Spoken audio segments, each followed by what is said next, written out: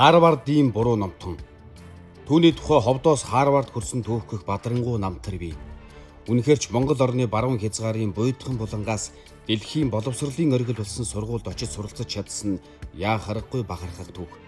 Энэ бахархлаараа тэр ном хүртэл бичсэн.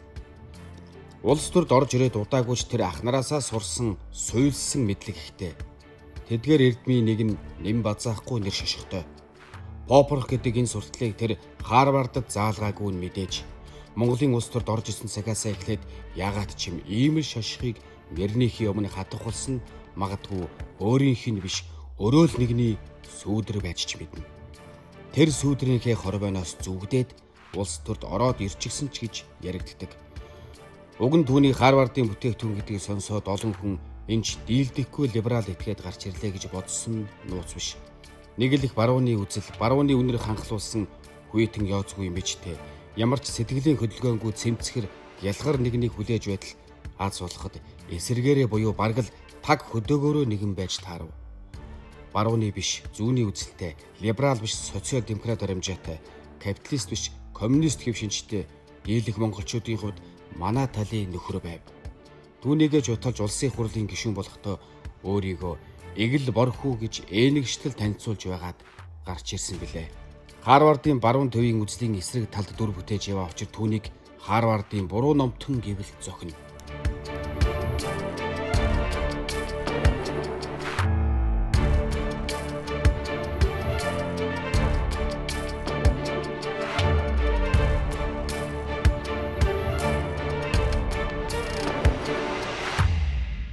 Буруу номтон байхлаа гэж байгаа юм. Тэгээ яг хөө тэр попрох гэдэг яг үнэлгээ тэр надад нэг тийм ач холбогдолтой ерөөсөө биш. Асуудлаа төвшүүлж тавиад тэрийг шийдэл гэж байгаа. Тэр хооронд юугаар дуудна уу? Тэр ерөөсөө ач холбогдолтой биш шүү дээ. За, манай Гамбит төслийн ерөнхий эвэн тэтгэгч Эхлэл группийн дугтуугаараа нэвтрүүлгээ эхлэе. Тэгээд манай нэвтрүүлгийн мөн дэмжигч байгууллага Skywing Center тантай ярилцах боломжийг олгож байгаа. За, миний эхний сэдв жим ба зам гэдэг сэдв. Манай Гамбитийн өмнөх 5 зочинтой харьцуулах юм бол та бол улс төрд шин дүр. Гэхдээ бас сонирхолтой дүр. Тийм болохоор та өөрийгөө намтрыг яриач гэж хүсэж байна. Өөрөөр хэлэх юм бол өнөөдрийг хүртэл таны жим ба замын тухай ярилцсана гэсэн үг. Би Ховд аймагт төрж өссөн. Манай учир чи хоёлоо Ховд аймгийн булганы торгуудад байгаа. Тэр нь бол 100% торгууд. Яг Ховд аймгийнхаа төвд төрж өссөн. Тэнд 8 дугаар анги хүртлээр суралцчаал. Тэгэл анх Улаанбаатар хотод төгс сургуульд тэтгэлэг авч ирээл. Тэгээд төгс сургууль чинь 3 жил өтөлт. Тэгэд 3 жил Улаанбаатарт төгсөөд тэгэл бас гадагшаа явж болдгийм байна гэдгийг үнэлээд Улаанбаатар хотынхоо найзуудаас, ангийнхаа хүүхдүүдээс ойлгож ирсэн. Тэгээд тэндээс Улаанбаатар хотоос цаашаа гадагшаа явна гэдэг тийм бодолч өдөөний хүүхдэд байдгүй л байлаа шүү дээ. Тэгэл тэд нартайгаа адилхан одоо TOEFL бэлдээл элдв янзын одоо боломж хайгаал. Тэгээ явж явжгаад Норвегид Дэлхийн нэгдсэн коллеж гэдэг сургуульд тэг бүтэн тэтгэлэг аваад бас тэнцэжсэн. Яг ангийнхаа хүүхдүүдтэй хамтдаа очиод өрсөлдөөл аз болол тэнцэжсэн л та. За тэр одоо миний амьдралд одоо ер нь бол явж хамгийн хүнд 2 жил гэж таарсан. Хамгийн хүнд. Одоо яг үнэлээд өдөөний боловсролтой хүүхд Норвегид очиод шууд Дэлхийн боловсролд очиод тэр чигээрээ шок. Одоо тэрнээс хүнд 2 жил одоо баг миний амьдралд хийж тохиолдог үедээ баг. Тэст нөгөө джинс өмдөд цортол нь хичээл хийж үдчихсэн те. Тэг яг хуу тэндээс нөгөө хүсэл мөрөөдөл авцсан. Үүшнээ Америк манай дээдлийн анги хүмүүс Америкт болоод шүү дээ. Тэгвэл надад ч гэсэн тийм боломж байгаа юм байна шүү дээ. Энэ намайг унтуулдаг байсан байхгүй. Тэгээд намтар талаасаа бол одоо аль таны түүх чинь одоо хамгийн амжилттай түүх үү? Жишээлбэл Ховдод тэр олимпиаданд төрүүлсэн үү? Эсвэл Норвегид очсон, Харвардд суралцсан гэдэг аль түүхэн таны хувьд хамгийн том амжилт? Миний хувьд баг хамгийн том амжилт нь би тэр Норвегийн сургуулийг төгсөөд Америкт бүтэн тэтгэлэг аваад явсан. Тэр миний амьдралд одоо хамгийн одоо хүнд хөдөлмөрөөр одоо олдсон одоо биелсэн мөрөөдөл юм. Яг өнөөдөр улс төрч төрийн түвшин болчихсон. Яг таны хүсэжсэн замнал мөн үү? Хүсэжсэн замнал үгүй ер нь төлөвлөжсэн замнал бол биш. Төлөвлөжсэн би хизээч улс төрч болно гэж хизээч бодож байгаагүй тий. Би чи илүү одоо эдийн засгч хүн шүү дээ. Банкир хүн баггүй. Ер нь бол мэрэгчлэн банкир хүн. Хөрөнгө оруулалтын банкир. Банкир болохыг би олон жил тий мөрөөдөж ирсэн байхгүй. Тий. Харвард явсан үндсэн шалтгаан чи би яг үнэлээд би Харвард миний мөрөөдөл байгаагүй. Би зүгээр Нью-Йоркт банкир болохыг хүссэн байхгүй. Яг бол хамгийн өндөр цалинтай, тий хамгийн нэр хүндтэй, хамгийн өрсөлдөөнтэй дэлхийн одоо хамгийн шилдэг гэсэнтэй өрсөлдөж одоо ордог ажил. Тэгээд тэр мөрөөдлөө биелүүлж чадаагүй би Монгол ирсэн байхгүй. Тэр нэг Макалестер коллежид төгсчөөд. Тэгээд тэр хизээч надаас арилаагүй. Тэгээд тэрүүнд хүрэхийн тулд надад Харвард орох шаардлагатай болсон байхгүй. Тэрнээс биш Харвард хизээч миний мөрөөдлийн жагсаалтанд байгаагүй. Ер нь одоо ингээд бодохоор штэ. Надад гадаадын сургууль тэнцэх хамгийн амархан санагддаг. Тэгээд Монголд баг өсөлжсэнээс илүү амар санагддаг штэ. Яг тэгвэл бүх юм айгүй шудрах байхгүй. Тэг хин нэгэн дарах зэрэг хөлт миний урд хизээч орно гэж байхгүй. Хин нэгэн баяны хөлт те мөнгө төлөөд орно гэж байхгүй.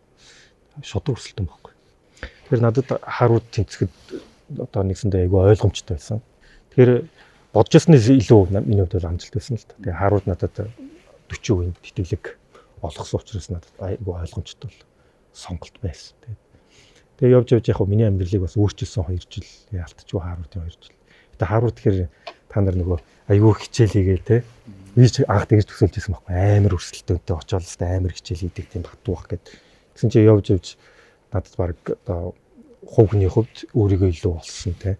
Амьдралын утга учирыг илүү эрэлхийлсэн 2 жил болж таарсан. Би хизээж тэгж төсөөлж байгаагүй. Одоо энэ Харвардын диплом чинь манай улс төр энэ цаг үед их одоо мод болоод байна л да.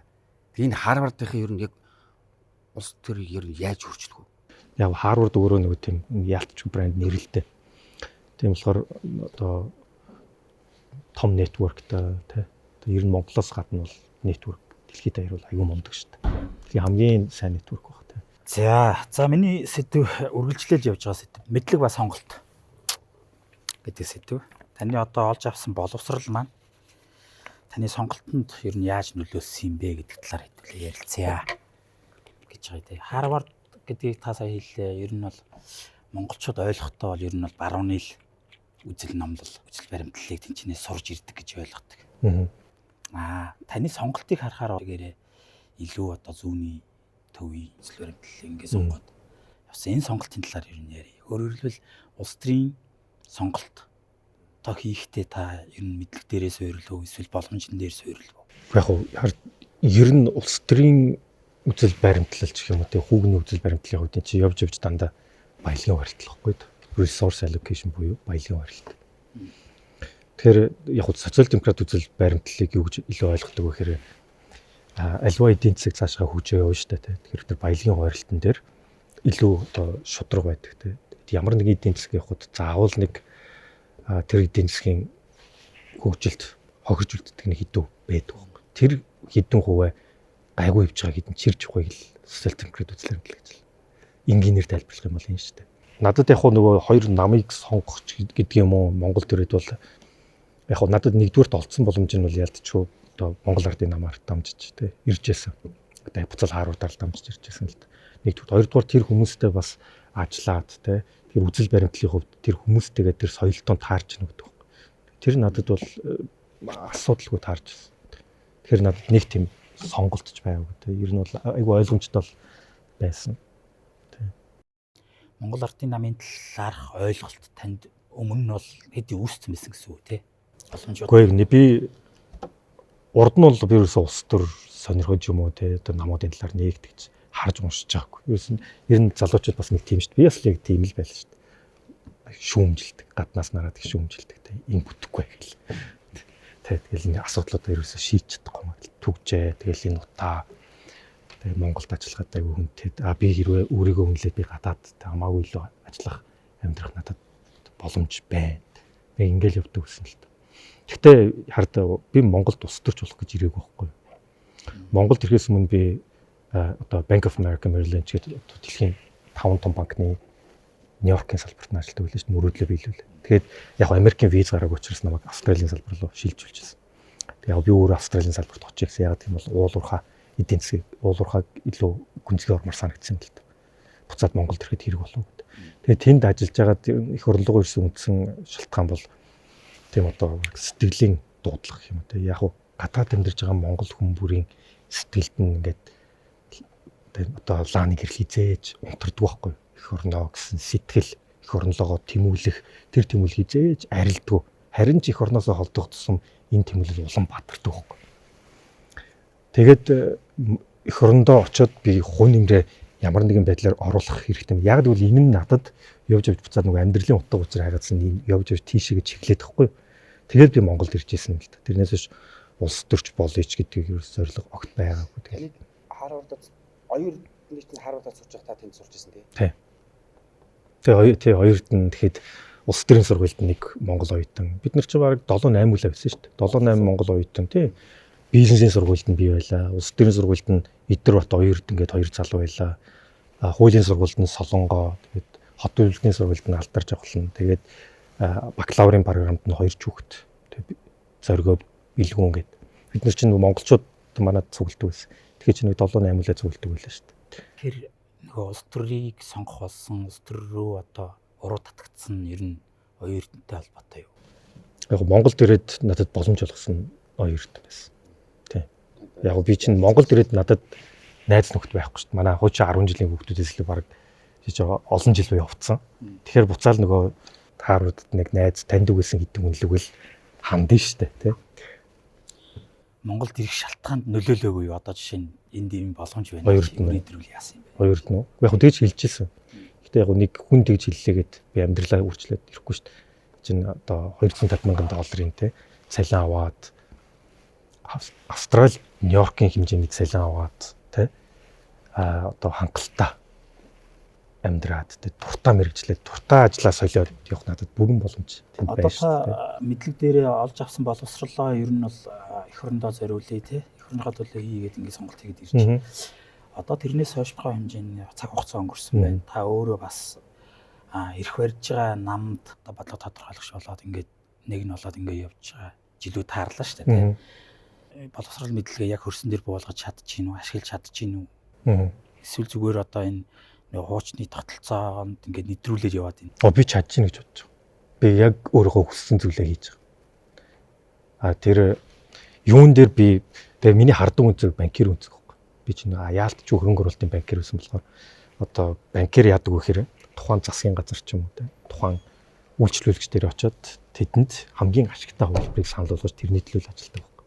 Тэгэхээр одоо улсын хурлын гишүүн гэдэг бол би тэгэхээр ард түмнээс мандат аваад ард түмний эрх ашигын төлөө ажиллая гэж сонгогдсон. Тэгэхээр би яг л тэрийг хийж байгаа. Тэгэхээр надад бол би яг одоо зөв газараа те яг зөв юм хийж ин гэж бодож байгаа. Одоо шилбэл оюут толгойд ирчихсэн. Энэ бол яг банкирын өнцгөөс харж байгаа.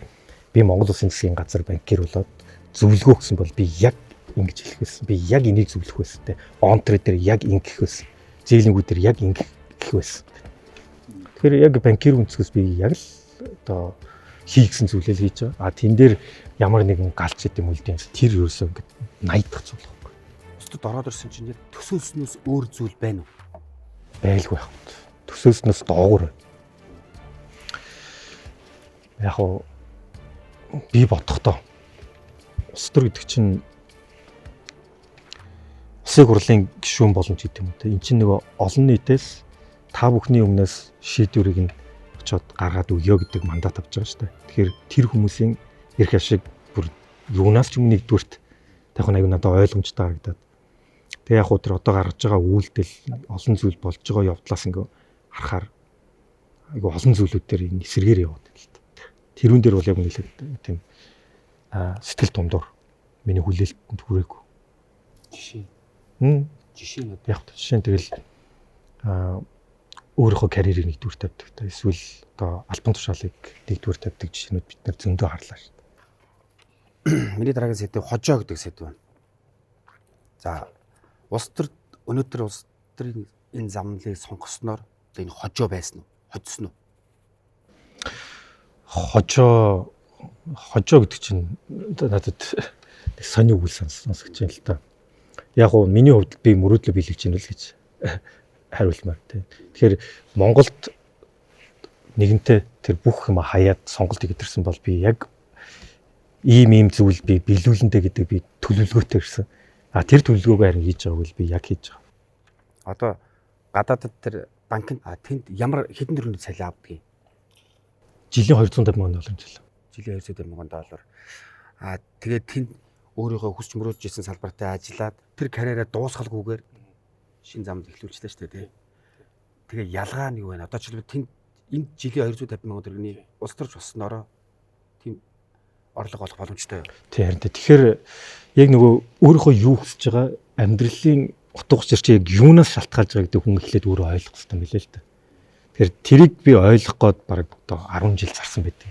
Тэгэхээр яг нөгөө таны амьдралын утга учирыг юу тодорхойлж ийн гэдгээ уул нь ирэмбэ гаргачих юм бол айгүй ойлгомжтой болчихдог байхгүй.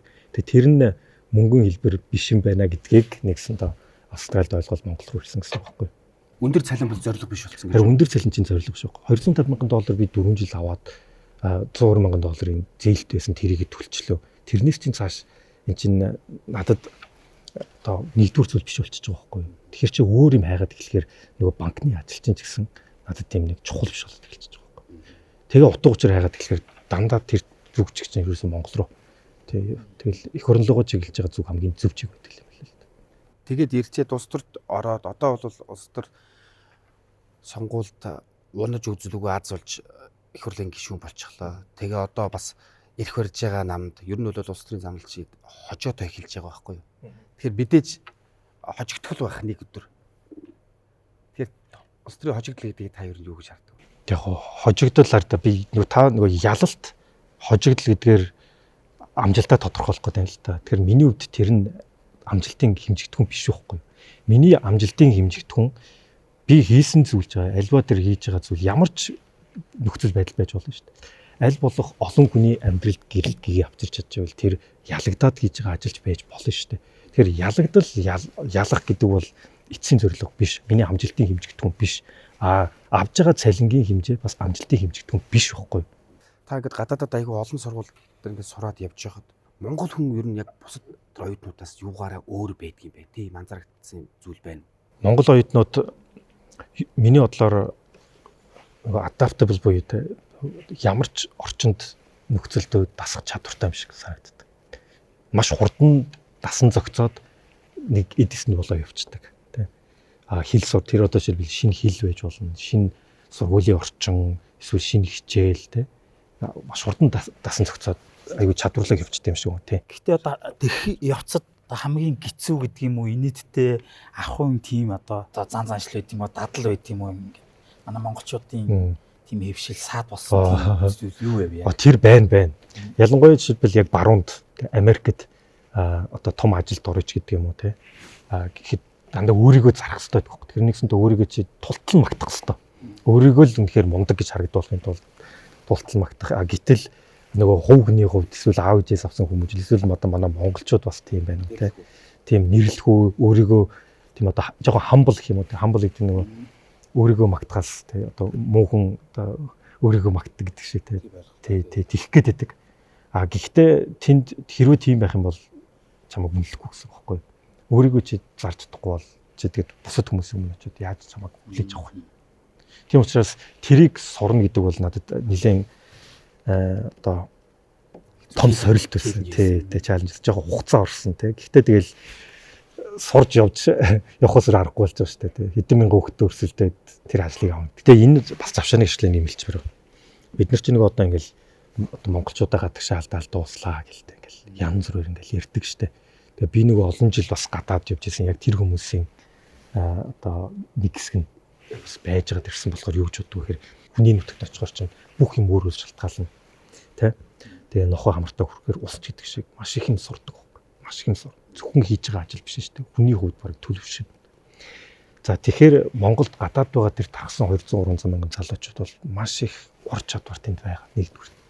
Хоёрдугаар харин хүн болоо явчлаа үгүй шүү. Гадаад явсан хүн болгоны сэтгэлд нь тэр их орно гэсэн үзэл хэдзээч унтардаг. Харин ч тэр нь улам бадарч байдаг. Гэхдээ эзэн нэгэн цагт тэд нэр ирэхийг хүсдэг л байхгүй юу? Тий. Гэхдээ ирж байгаа нь бол маш цөөхөн шүү дээ. Одоо гэхдээ тэр их боломжийг бид нар өгдөг нээж хүсдэг маа. Тэр хүмүүсийн буруу биш байхгүй юу? Бид нар тэр боломжийг нь хангаж тэр хүмүүсийг одоо ирээд ажиллах тэр боломжийг хангах хэрэгтэй. Тэхийн тулд бид нар эдийн засаг томрох хэрэгтэй. Ажлын байр бий болох хэрэгтэй. Цалин сайжрах хэрэгтэй. Тэгэхэд тэр үед тэр хүмүүс хүссэн төсөөгөө өөрсдөө ирэх байхгүй. Тэндээс тэднийг өрөөсөө буруутгаж. Манайхтай адилхан залуу боловсруучнууд нь гадагшаага ингэж гардаг энэ улсуудын чинь тархин гоожж байгаа улс гэж тодорхойлдог юм байлаа шүү дээ. Тэгэхээр манайх яг тэр улсных нэг нь болчиход байна. Яг уу тийм. Гэхдээ нөгөө талдаа бас маш том тэр боломж гэж харах хэрэгтэй байхгүй. Тэр бол би Монголын ирээдүй гэж боддог шүү дээ. Угаасаа л хөгжихийн тулд нэг туулах ёстой нэг зам л. Тий. Тэр ер нь бол тий. Харин зүгээр цаг хугацааны хувьд бид нэр 10 жил зарах юм уу, 20 жил зарах юм уу? Эсвэл 5 жил зарах юм бол хэвгүй юу? За би сэдвээ аач. За би сэдвэнэ нэг шинэ дүртэй хуучин хүн гэдэг сэдв байна. Энийг та яг юу гэж бодож байна?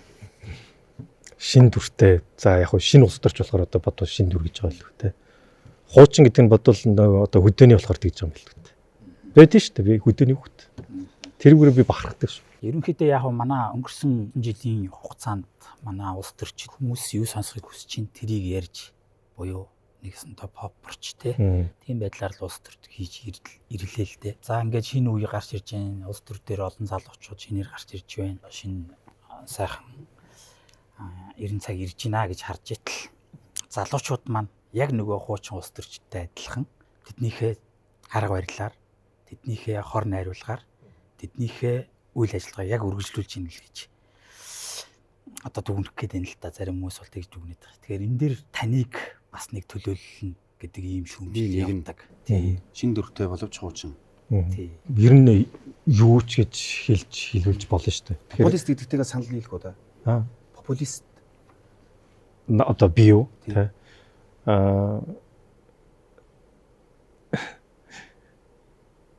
Гэхдээ намайг ер нь юу ч гэж тодорхойлж болно. Гэхдээ хамгийн гол нь миний яг зорилго юу вэ гэхгүй юу? Үнэхээр популист болох зорилготой юм тий. Эсвэл ингээд хүмүүсийн сонсомоор байгаа юмыг нь хилээд тий оноо зөвлөх зорилготой юм. Эсвэл үнэхээр одоо хэлж байгаа зүйл дээр үр дүн гарах гэж зориуд байгаа юм. Тэгэхээр миний хувьд бол надад юу ойлгомжтой юм бол одоо жишээлбэл дахиад жишээ авъя л да нэг оюу толгой дээр тий. Тэн дээр би үр дүн гарах гэж хүсэж байгаа байхгүй. Болсон жилийн санг бас буу юм болгоол гаргаж ирж байсан тий. Тэн дээр би үр дүн л хүсэж байгаа байхгүй. Боломж байгаа байхгүй тий. Энэ нь маш олон хүний амьдралыг өөрчлөх маш том боломж байна. Тэгэхээр тэрүүнд хүрэхэд мэдээж элдв янзаар хэлүүлэх байх л та. Тэгэхээр популист гэж хэлнэ үү, хуучин хүн гэж хэлнэ үү, тэр нэг тийм чухал зүйл биш. Надад зорилго маш тодорхой учраас хажуугаар нь одоо замын нохоо юу гэж утсан уу тэр нэг тийм чухал биш. Намайг юу ч гэж тодорхойлж болно шүү дээ. Харвардын коммунист, популист дураараа тодорхойлж тэр ерөөсөө чухал. Та ингээд улс төрд ороо шинэ ерөн залуучууд ингээ хараад ингээд юу гэхээр ер нь бол улс төрийг өөрчлөх гэж шинжлэх өөрчлөлтийг авчрах гэж тий шинэ дуу дуулах гэж орж ирж байгаа хүмүүс гэж ойлгож байгаа шүү дээ тий. Гэтэл тэр тогтолцоог өөрчлөхийн оронд нөгөө тогтолцооныхоо нэг эд эс нь болоод нөгөөдхийг яг үргэлжлүүлээ л ажиллуулаад. Яг хоо яг Монгол ардын намд за 100 жилийн түүхтэй энэ намд ороод тий. Тэгэхээр Монгол улсын орчин цагийн Монгол улсын хөгжил бол Монгол ардын намын түүхтэй салшгүй холбоот цаашдаа ч гэсэн холбоотой байна. Тэр энэ нам өөрөө Монгол улсын ирээдүйг өөрчлөх юм бол Монгол ардын нам өөрөө шинжлэх гэж явах хэрэгтэй байхгүй. Тэр шинжлэлийн эдээс нь болох гэж зориод байгаа шүү дээ. Тэгэхээр тэр нь буцаад хуучин нам юм чинь нэг нь болоо явчихаар хуучин гэсэн үг биш шүү дээ. Энэ нам өөрөө шинжлэхдэж явахгүй бол Монгол улсын хөгжил ч өөрөө шинжлэхдэггүй шүү дээ. Тийм болохоор алдаатай тогтолцооны нэг эдээс болоод байгаа гэдэг мэдрэмж танд төрөхгүй байгаа гэсэн үг. Алдаатай тогтолцооны одоо шинжлэх гээд байгаа эдээс нэг л гэж одоо өөрийгөө бол бүгдч явж байгаа.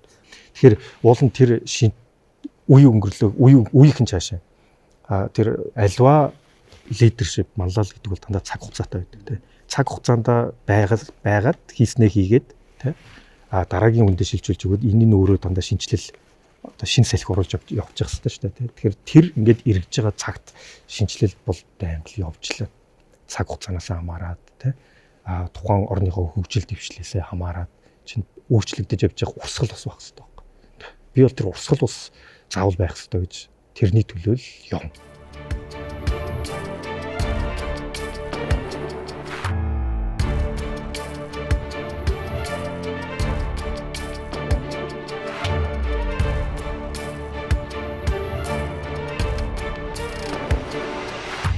Таны улс төрд орж ирээд хамгийн одоо жигссэн гэдэг юм уу үйл хэвлэр энтэй би ерөөс эвлэрэхгүй байна гэж үзсэн тийм хэвшмэл ойлголт юу байсан? За наа чин чухал асуулт л та. Дахиад нөгөө улс төр гэдэг чинь дандаа олон нийтийг төлөөлж байгаа. Төлөөлөл төлөөлөөд шүү дээ тий. Тэгэхээр тэр олон нийтийн төлөөлнө гэж мандат авч тангараг өргөчөөд тэгээд олон нийтийн төлөөлөл биш одоо өөрийнхөө эрх ашигыг нэгдүгээр тавиад ч юм уу тий бүлэглэлийн эрх ашигыг нэгдүгээр тавиад шийдвэр гаргаад тэрийг бол би хийж үзэж чадахгүй юм байна. Энэ байдлыг та яг хизэнээс эхэлж мэдрээд одоо энэ мэдрэмж чинь танд байгалаа юу? Байлгүй байт. Дээд түвшинт улсын хурал дээр гараад ирэхээр яг мэдрэж байгаа байхгүй. Ард Гэтэ энэ ганцхан Монгол биш л дээ. Тэгэл ер нь одоо хаасаагүй байдаг. Энэ ганцхан улс төрж байдаг зүйл биш шүү дээ. Бизнес дээр эн чинь байдаг хамгийн том асуудал мөн шүү дээ. Одоо corporate governance гэж ярьдаг. Тэрний үгсээр корпорацийн засаглалын асуудал бол одоо Америкийн жишээлбэл эдийн засгийн шинжилгээ ухааны хамгийн их судлагдсан одоо сэдв байдаг шүү дээ. Тэр юу гэсэн үг вэ? Америкийн компаниуд ингээд томрох тусам яг үгээр нь баахан хэдэн мянган хувьцаа эзэмшигтэй болж байна. Тэр хүмүүсээ төлөөлөөд одоо туз гаргаад гүйцэтгэх удирдлага тавиад бидний хувьцаа эзэмшигтэй хүмүүс бидний эрх ашигыг хамгаалаад бидний хувьцаанд те хамгийн сайнаар ажиллаад өгөөч гэдэг. Гэтэл тэнд томилогдсон төлөөлөн удирдах зүйл за гүйцэтгэх засаглал өөрсдийнхөө бонусын төлөө хүүхнийхээ төлөө ажиллаж явдаг. Тэгээ тэр хоёрын чинь хоорондох одоо энэ мөргөлдөөн байна шүү дээ. Энийг одоо эдийн засгийн шинжилгээ ухаантай principal agent problem гэдэг. Тэр нөгөө төлөөлөгч төлөөлөл хоёрын хоорондын асуудал واخгүй. Тэгэхээр энэ эдийн засгийн шинжилгээ ухаан дээр бол хамгийн их маргаантаа дагуулсан асуудал. Улс төр дээр бол бүр том. Энэ бол нэгэнтэл хүн бол байдаг асуудал واخгүй. Энийг давж гарах хэрэгтэй. дараагийн сэдв боловсролын зээлийн сан гэдэг нэртэй сэдв. Анх бол одоо миний ойлголтоор хамгийн анх шүглүүлсэн хүн бол одоо та. Та ер нь яагаад танд одоо тэнд тэрийг сөхөх шалтгаан болсон юм? Боловсролын сангаас зээл авч чадаагүй даа эсвэл жоох тийм хор шар эсвэл тийм зүйл байсан юм уу? 2013 оны 6 сар. Одоос 13 жилийн өмнө тий. Яг 13 жилийн өмнө шүү дээ. Өнөөдөр чинь 6 сар. Би тэр үчиг хизээж мартахгүй. Манай гэр бүл хизээж мартахгүй. Тэр 3 сард нь Харвардад тэнцчихэд Харвардынхаа урилга авцсан тий. Тэгээ манай аав ээж хоёр манай гэр бүл ямар баяртай гэж тий. Тэгээд Харвард надад 40 хүнд тэтгэлэг өгсөн гэсэн би үлдсэн нөгөө $120,000 төлөх шаардлагатай болж байна шүү дээ. Тэрийг одоо хаанаас төлөх вэ? Би нөгөө Монгол 4 жил ажилласан надад ямар тийм мөнгө багт тий. Манай гэр бүл тийм мөнгө байхгүй. Тэгээ тэр үед тэр болсон жилийн сан байдаг юм байна гэдэг манай ээж л мэдчихсэн. Би ч мэдээгүй байсан. Тэгээ нөгөө шалгаруултанд нь ороод тэгээ эцсийн дүн гарах тэр мөчт нь дэлхийн топ 100 сургууль гэж олон тэр шалгаруултан дээр бичсэн байсан байхгүй. Би чинь Харвард гэдэг чинь дэлхийн топын 1 номер ч ихсаад байна шүү дээ. MIT 2 яг тэр жилдээ 1 гэд зузаа холбоцсон. Тэгээ ирээ харсан чинь би одоо яг хийдийн санахгүй байна. Гэтэ ямар ч байсан улаан ших өмнөний доогуур орсон. Тэгээ 60 гэдээс доогуур таслагдсан. Тэгээ тэнцээгүй. Тэгээд тэр яг би тэр үед нэг гомдог угаасаа энэ худлаа. Тэр дүрийн уусаа худлаа гэдэг шүү дээ. Тэгээ тэр үед хамгийн их гомдсон хизээч одоо би тэрийг мартдаггүй манай аав ээж байсан байхгүй. Төрдөө амир итгэдэг те төрөөдөө идэлдэг. Тэгээд хүүхэд нь одоо дэлхийн шилдэг сургуульд төгсчөөд тэгээд одоо тэр шалгаруултанд тэнцчихэд Монголын жижигхэн нэг 100 хүүхдийн орж байгаа болсон зүйлээс ингээд шалгалтанд унна гэдэг бол айгүй том контраст байгаа байхгүй. Тэгээ ах уу тэгээ би өөрөө болгоо явцсан л та. Харвардын азар айгүй том өөрөө хүртэл банктай байдгийн шүү дээ. Тэгээ Харвардын банкнаас нь би зээл авчих шүү дээ. Асуудал шийдэж авчиж болно. Тэгээд яг тэр асуудлаа тэгээ шийдэж явчаад би дараа нь Монголд ирээд тэр болсон жилийн сангийн тэр чин толгоон дотор нэг юм байгаад шүү дээ. Энэ нэр нь яг ямар хөлсөд очдог юм тий. Биерээ тоолоод өгсөн тий. Тий. Тэгээ яаж яхад яг Харвард сурж байхад би одоо хүртэл санд. Банкир хүн байсан байна. Надад дата өгөх юм бол би маш сайн анализ хийж чадсан шүү дээ. Тэр чи одоо гадаад сурсан одоо миний мэрэгчлэл хөөх тий. Тэгэл ухаад бүтсэн чинь чи одоо бараг 360 тэрбум төгрөг татварлогчтой мөнгө урссан баг. Нэг 20 хэдэн жилийн турш. Тэгээд тэр нэг 2000 хүүхдэд очихдоо тэр чигээрээ дандаа дарга зэрэг нэрийн хүүхдэд наарын хаалга. Бүр тэгээ сурцсан. Тэгээ сайд нь энд очиод одоо хорим найран дээр очиод танаа хүүхдийг гадаадаа сургаж өгнө гэж хамлдаг. Ийм бүлийн зөвшөөрөгдсөн ийм байсан л багхгүй. Тэгээд та энийг гаргаж ирснээр юу өөрчлөгдсөн боловсролын зээлийн сангийн одоо яг энэ юм дээр. За тэгээ энэ түүхийг бол би улсын хурлын гишүүн одоо болох гээд те сонгуульд кампанид ажиллаа хийж явж байхдаа би хамгийн түрүүнд ярьжсэн. Тэгэхээр энийг би яг иймэрхүү зүйлүүдийг би өөрчилмөр байна гэж те.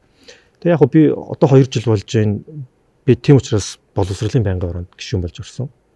Тэгээ боловсролын байнгын ороон дээр яг боловсролын зээлийн сан дээр ажлын хэсэг гаргаад байнгын орны тогтоол болгоод засгийн газар чиглэл өгч тэ бас л ардаас нь нэлээд хөөцөлсөндөө.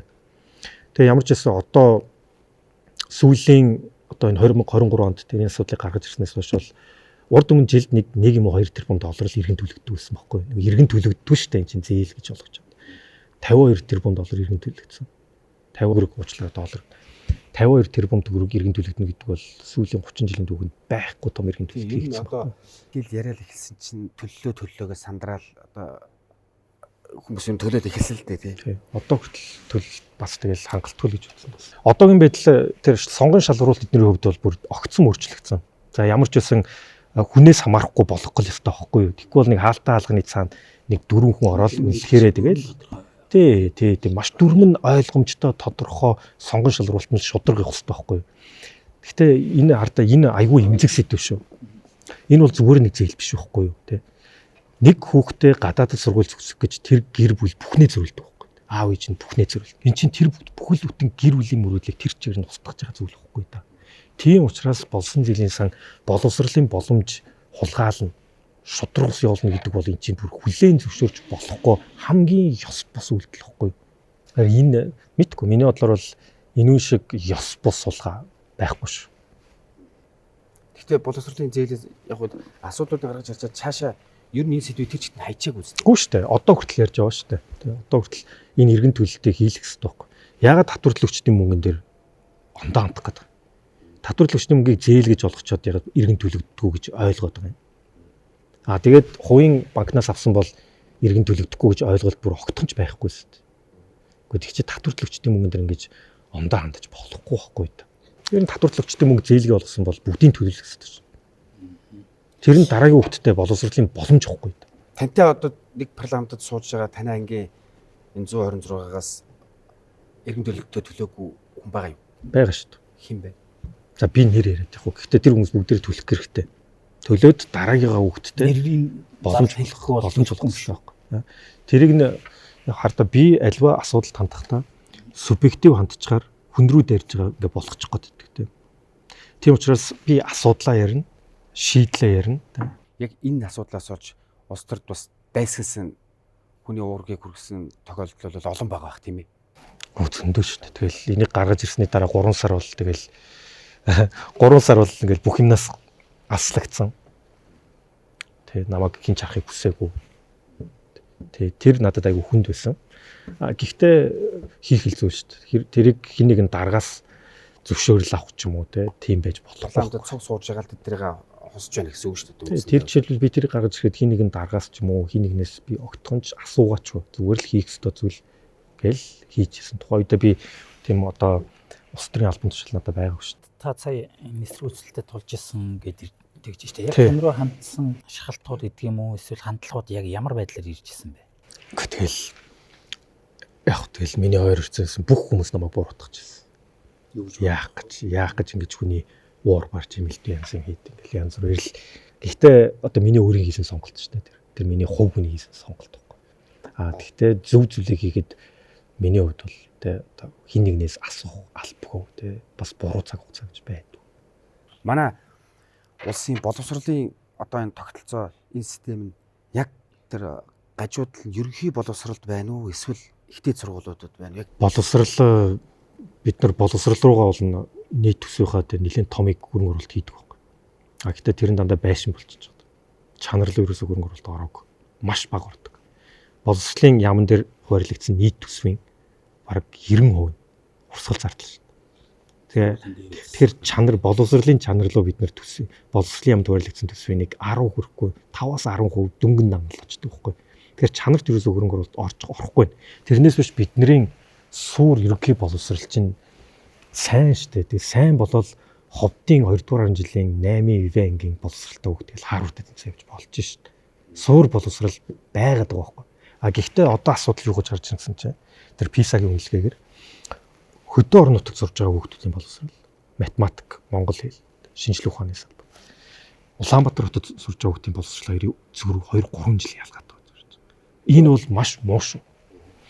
Орон нутг хүүхд аав ээжээ сонгодоггүй шиг сургуулиа бас сонгодоггүй шүү дээ. хамгийн ойрхон сургуультай л. Би ховдод төрж жаргалан сум төржсэн бол жаргалан сумынхаа сургууль руу л явна шүү дээ. Тий, би баялаг хүүхд биш бол надад сонголт байхгүй байхгүй. Энийг тэгш хүртээмжтэй олгох үүрэг нь төрийн нэгт тавих үүрэг шүү. Тэр үүргээ төр хэрэгжүүлэхгүй л гэсэн үг байхгүй. Улаанбаатар хотын сургууль чинь дотроо бас Тий. жишээлбэл $10,000 төлбөртэй сургууль энгийн төрөний орон нутгийн харьцуулсан сургууль зөв. ялгаа байгаа юу? За яг бас дараагийн чухал асуулт сууж. За PISA-гийн үнэлгээгээр бас юу гэж гарсан гэсэн чинь хувийн сургууль улсын сургуулиарын хүүхдүүдийн сурлагын чанар бас тийм том өөрчлөлтөд гараагүй. Тэрнээс ямар дүгнэлт хийж болох вэ гэхээр айгүй өндөр үнэтэй хувийн сургуульд яваад байдаг. Гэтэл улсын сургуулиас тэр мөнгөндөө таарсан боловсрал авч ийнө гэдэг чинь асуудалтай юм байна. Ийм бас үнэлгээ гарсан. Би тэрийг хараад бол нэлээд гайхсан л та. Ийм өндөр дүнтэй сургууль явж байгаа юм чинь хүүхдүүдэндээ одоо дунджаараа айгүй өндөр гарах байх гэсэн чинь тэгж гараагүй шүү. Та Лууган төмөр гэдэг хүний уурыг яагаад хүргэсэн юм? Лууган төмөр би тэр лууган төмөр надад ирүүлсэн уул нь бол ямар ч байдлыг байсан байхгүй. Тэр болсон жилийн сангийн асуудлыг гаргаж ирээд үе үеийн 7 сайд нарын зураг тавиад те. За тэгээд энэ 7 сайд нар ийм тушаал гаргаж энэ хууль зөрчсөн байна те. Тэр нь тэдэн тэрбум юм а гэд гаргацсан. А тэгсэн чинь сошиал явж байгаа тэр явсаар гад гант төмөрлөг гарцсан байхгүй. Тэрнээс ч надад би гант төмөрж гаргаагүй шүү дээ. Би 7 сайд нэрлсэн байхгүй. Таны ярьж байгаа асуудал дотор угаасаа л асуудал нь байсан болохоор тий байсан. Тий байсан тий. Тэгэл намаасаа барьж авч зодож болохгүй. Учираас эсрэг намын дараахыг барьж авч. Яг хөө ийм нэг нюанс байсан уу юу? Тэр яг хөө тэр үе тийм нуус байсан. Яг тэгэхээр тэгэхгүй болохоор одоо бас би чи асуудлаа явуулмаар шүү дээ. Тийм л асуудлаа явуулаа шийдэл гаргамаар шүү дээ. Тэхийн тулд аль нь илүү боломжтой хөлбөрөөр л явна шүү дээ. Тэрнээс ч надад гант төмөр ямар ч байдал явахгүй. Одоо сая бол таны тухай, таны түүхийн тухай гочлоо ярьлаа. Тэгэхээр одоо хэдүүлээ. агуулга арай жоохон өөрчлөлт. За Бусдын тухай ярьлаа. За, наривдагчаа. Эхний хоёр зураг харуулад өгөөч. За, алийг нь сонгох бай. Гэхдээ би хоёулангийн л сонгоно. Би хоёулангийн л сонгоё. Манай нэвтрүүлэгт хоёулангийн сонгодог сонголт байхгүй. Учир нь одоо улс төрийн системтэй яг адилхан сонголтгүй сонголт өгдөг. Заавал нэг нь сонгох хэрэгтэй. Ийм дүрм хэлж байна. Яагаад надаас ийм асууж байгаа юм бэ? Я хоёулангийн л сонгоё л та. Яагаад хоёулангийн сонгох? Хоёлоо л бас улс төрд гоё тод өнгөд те өөр өөрсдийнхөө дуу хоолойг илэрхийлж байгаа залуучууд шүү дээ. Хоёлоо тэгээд юу вэ? Gen-Z үеийн төлөөлөлүүд байна. За гарцаагүй нэгийг сонгох бол тэгээд Намынхаа үнийг сонгох. тий одоо би намыг ч хүмжил. Болормаатай 2014 оны намар Нью-Йоркт танилцж байсан. Би Нью-Йоркт нэг банкир байхад болормаа Колумбигийн сургуулийг дөнгөж төгссөн Монгол оюутан. Нью-Йоркийн монголчууд чинь тэр яг нөгөө Wall Street дээр болон тэр хавцаа ажиллаж байгаа залуучууд бид нар ч айгүй тийм дотн 7 хоног болгон уулздаг байсан. Тэр үед болормаатай танилцж байсан.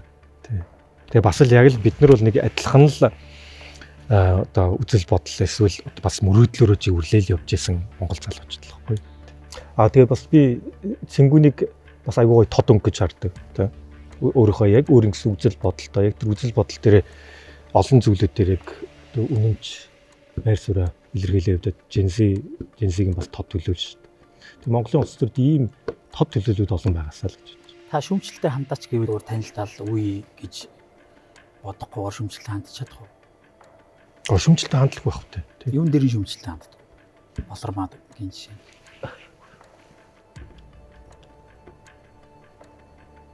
Тэгэл яг хуугны хувьд жишээлбэл битээр ярилцах юм бас байна шүү дээ тий. За дараагийн зургийг сонгох уу? За дараагийнх руу гар. За дараагийн зураг. Хоёлоо гантаа мэт. За наа чинь бас энэ гант төмөр би болсон жилийн сангийн тэр сайд байхад нь одоо тэр асуудал нь тэ гаргаж ирээд. Тэгээд дараа нь яг хуу тэр үчиг би нүг явах таньдгүй байсан.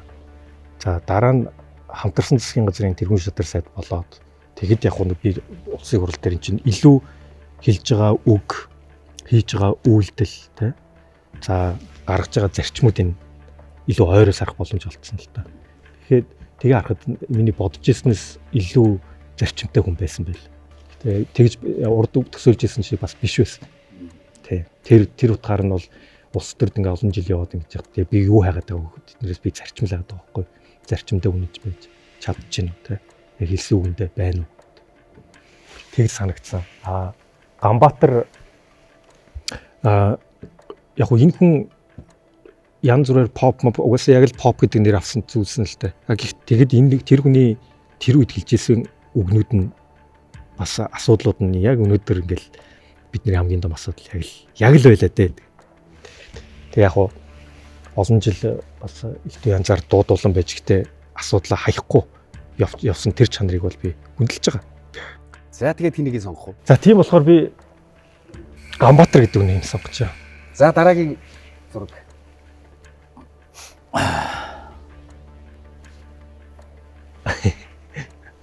Хөрөлсөх ерөнхий сайд надад уулганд дэд сайд болох боломжийг олгож ирсэн. За оюун эрдэн намын дарга багтаа надад улсын хурал дэвших боломжийг олгож ирсэн. Тэгээ хоёулаа надад боломж олгосон хүмүүс байна.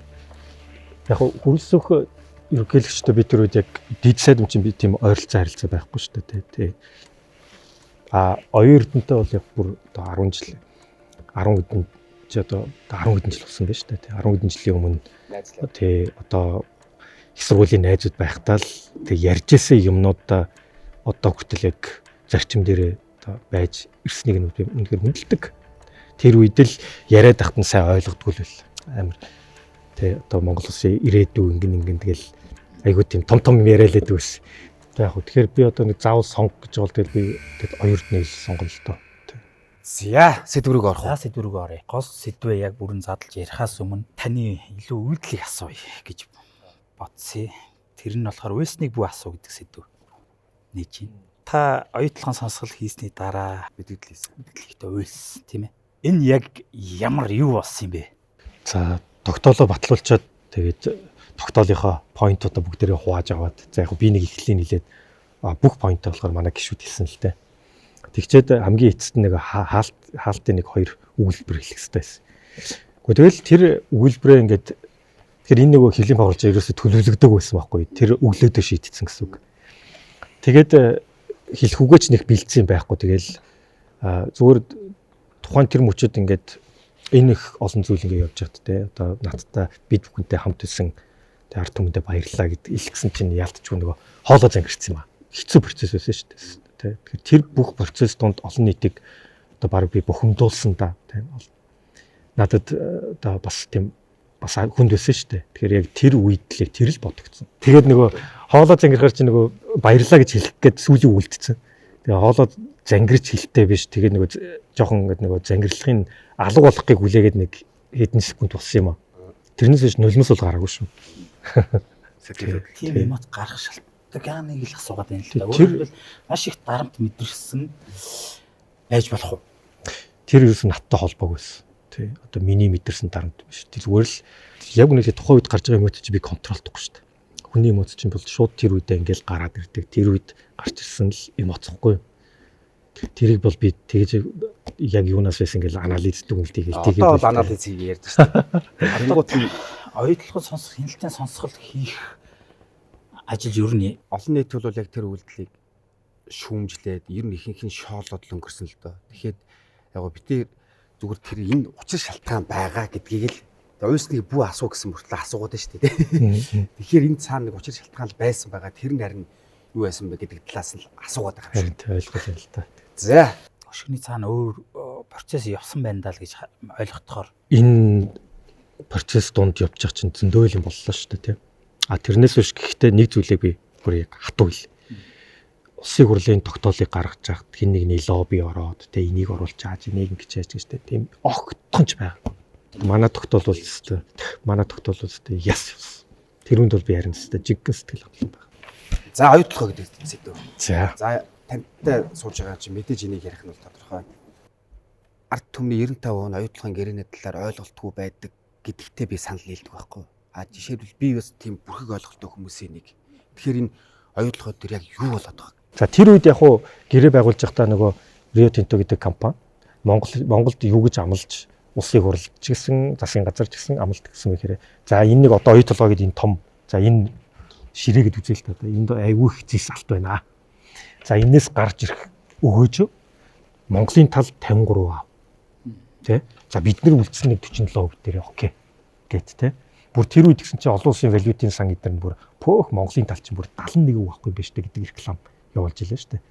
За ингэчлээ гэдгсэн чинь одоо ингээд эргээ харсан чинь юу тэр нөгөө 53% те бахан нөгөө үр зээлээ төсөөр үтэл ноогдлаа шиг машиг амлаадсан юм юу ч байхгүй нэг ийм байдалтай л орцсон юм бэл.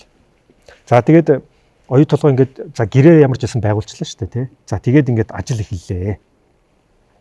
Тэр процесс чинь ингээд бүх том одоо ил далд гэдэг нэг хоёр том уурхай байгаа байхгүй юу? Эхлээд яасан бэ гэхээр нөгөө ил уурхай гэдэг нь хамгийн амархан учраас ил уурхайгаа нэг 4 тэрбум доллар болох юма гэдэг гэрээ байгуулсан байхгүй юу? Анхны гэрээ бол далд уурхай гэдэг байгааг ил уурхай. За тэн дээр нэг 4 тэрбум доллар авах юм байна гэсэн чинь нөгөөх нь бөө юм болж баригдсан чинь 2 тэрбум доллар зардал нь анх хийлжсэнсээ хитэрсэн. Зардал хитэхээр яадаг вэ гэж бидний ноогдол ашиг авах Монголын үг чинь тэр чигээрээ хоошгоо байхгүй болчихсон. Нэг баяр зөгчийг хэлээдсэн шүү дээ. 19 он гэл бид нэрсээ өгөөж авчихна гэдсэн тий. Тэгээ өгөөж байхгүй. Уус нь ил уурхайн орлогоороо далдуурхаа гэдэг нэг том яг гэх юм бол далдуурхаан доор газрын гүн дор хамаг баялаг нэг байхгүй. Өрмөн тэнд байгаа байхгүй юу. За тэгээ тэр далдуурхааг ашиглалтанд оруулъя гэсэн чинь тэр нь сайхан мэлгийн засгийн газар байхгүй. Нөгөө тал ер нь бол тулгаж байгаа л гар үсэг зурулсан л байхгүй. Тэгээд одоо ингээ эргээ харсан чинь нөгөө далдуурхаа чинь ингээ 10 жил болж гэхдээ хэдэн жилээр хоошлоод дахиад 2-3 тэрбум долларын нэмэлт тооцоолоогүй зардал гарсан. Тэр үнэхээр нэмэлт зардал байсан юм уу эсвэл Rio Tinto-гийн зал юм уу? Rio Tinto-гийн алтаанаас болсон юм. Rio Tinto-гийн менежментийн алт авах. Газрын доорх тэр явжсэн тэр бүтээн байгуулалт чинь зардал нь төсөөлж ирснээсээ 2-3 тэрбум доллараар хитрээд 30 сараар хоошлцсон. Тэгээ тэр нь Монголын засгийн газар нөгөө бөө юм болж хэрэл хил ам болж байгаад хөндлөнгийн аудит хийгээд гадаадын одоо мундаг экспертүүд явцарч байгаа энэ нэрнгээсээ үнэхээр зардал хитэрсэн юм. Үнэхээр менежментийн алт байсан юм уу? Эсвэл тэр газрын бүтцийнх нь өгтлийн тийм байсан юм. Тэр нь гэсэн чинь ямар дүгнэлт гаргасан гэсэн чинь менежментийн алдаа болжээ гэд дүгнэлт нь гарцсан. Тэгээд эн чинь манай нөгөө ноогдол ашиг эднэр чинь бүр одоо бүр сураггүй болчихсон байхгүй. Ийм л процесс болсон. Тэгээ энэ 16 жилийн туршид тэгээд Монголын талаа хамгаалж те ямар одоо өнгөтэй үедтэй шийдвэр гарсан бэ гэхээр тэр нь явж тэр нэг оюун эрдэнэ засгийн газрын үед 21 онд 2.3 тэрбум доллар тэглэсэн шүү дээ. Тэ Дубан гэрээг бас цуцуулсан. Тэр л байна. Өөр юм гялтах юм байхгүй болчихдог. Тэр үр тэглэсний цаана ямар тохироо байсан? Тэр өр нь ямар учиртай байсан бэ гэхээр энэ нөгөө манайх чинь нөгөө 34 эзэмшсэн шүү дээ. Тэгсэн чинь арт түмэн бийж гэсэн тэр бол та хоёр үж үжсэн. 34 эзэмшгээр бид нар үн төлбөргүй 34 эзэмшиж юм байна гэдээ ойлгосон. Бид нар 34%-ийн хөрөнгө оруулалтыг хийн шүү дээ. Тэр чинь бүр маргаантайс байхгүй. Анх ер нь бол батлагтай өдөр 34% бар үн төлбөргүй юм шиг ойлгуулж идэл хөрөнгө оруулалт хийх болоо явцсан билээ л. Тэгээд 34%-ийн нөгөө хөрөнгө оруулалт хийхээр чинь биднэрт мөнгө байхгүй зү. Тэгэхээр яах вэ? Яа тэнтэй за манахаас зээлж. Тэгээ хүүтэ зээлж. Тэгээ дараа нь орлого болохоор чинь бид нар тэндээс чинь суутгаад авчих тий. Тэгээ нэг тэрбум доллар зээлсэн юм байлээ л. Тэгсэн чинь нөгөөт нөгөө өндөр хүүтэм чи яах юм? Хүүгийн хүү бодогдож явсаар үтэл тухайн үедээ 2.3 тэрбум болоод. За энэ түлэгдэхгүй бол явсараад бид нөгөө юун тэр уурхаа. Анх авсан тэр 1 тэрбум доллар чинь 20 хэдэн тэрбум доллар болоод бид нэр өртөө үлдэх ийм юм руу орсон юм байна. Тэр үед хардаа ер нь бид нар ямар англи хэл муу байсан илдүү янз юм яриад нь шүү дээ тий. Тэр бол хутлаа шүү. Тэр үуч одоо Goldman Sachs гэдэг шүү дээ. Goldman Sachs засгийн газарт зөвлөхөр аваад тэд нар чинь бүх зөвлөмж өгсөн байхгүй. Та нар ингэх хэрэгтэй, энэ гэрэн дээр энийг өөрчил, ингэж өөрчил гэдэг. Тэгээд Америкийн хуулийн компани аваад тэрнээс нь нэг нь ч гэрэн дээр тусаагүй. Гэхдээ ядаж нэгийг тусгachж болдгүй юм байна. Огт тусаагүй гэрээ тийм байгуулсан л байхгүй. Хитрхи нэг талыг одоо мэдхгүй одоо тэр хүнийг одоо яаж тулгсан байдгийг. Гэхдээ та нар өөрсдөө бодохгүй. Нөгөө тал ингээд өөртөө ашигтай бүх гэрээг Монголыг хүчнэж жагаад ингээд зурхад тэр хүнд одоо яг юу байж тэр зурх хэвээр байсан юм. Баяр цогт Санжийн баяр гэдэг хоёр хүнд оюутлахын гэрээг өнөөдрийг хүртэл гайхамшигтай гэрээ гэдэл ярьсаар л байгаа шүү дээ тий. Гайхамшигтай гэрээ гэдэг. Гайхамшиг нь яг хаана вэ? Тэр хүмүүсийн та тайлбарлаж байгаа өнцгөр гайхамшигын хэлнэ гэвэл энийг гайхамшиг гэж хэлээд байгаа юм гээд Гэхдээ одоо тэр гэрээнээс нөгөө талаас харуул гайхамшиг байлгүй. Риодын талаас харуул энэ чинь гайхамшигтай гэрээ шүү дээ.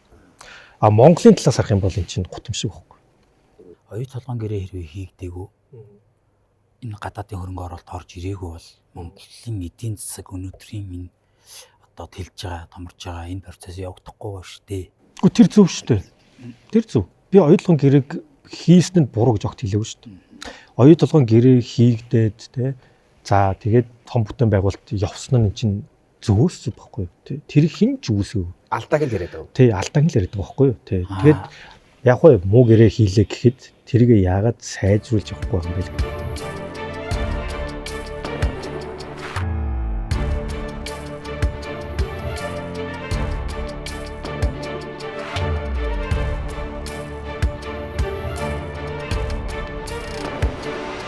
За одоо тэгвэл яг юуг нь сайжруулах боломж байна гэдэг. Одоо юм баггүй. За оюу толгой ингээд бая айгу том зургаар бүдэрний энгийн нэг яриад байгаа. Ингээ харьцуулаад байгаа. Айгу ойлгомжтой. Ер нь оюу толгойч ганцхан Монголын мега зүйл шүү дээ. Эрдэнэс 5 толгой байна, эрдэнэт байна, тэ. Эднэртэйгээ бас харьцуулах хэрэгтэй байхгүй. Ер нь өгөөж гээл ингээл маргаад байна, тэ.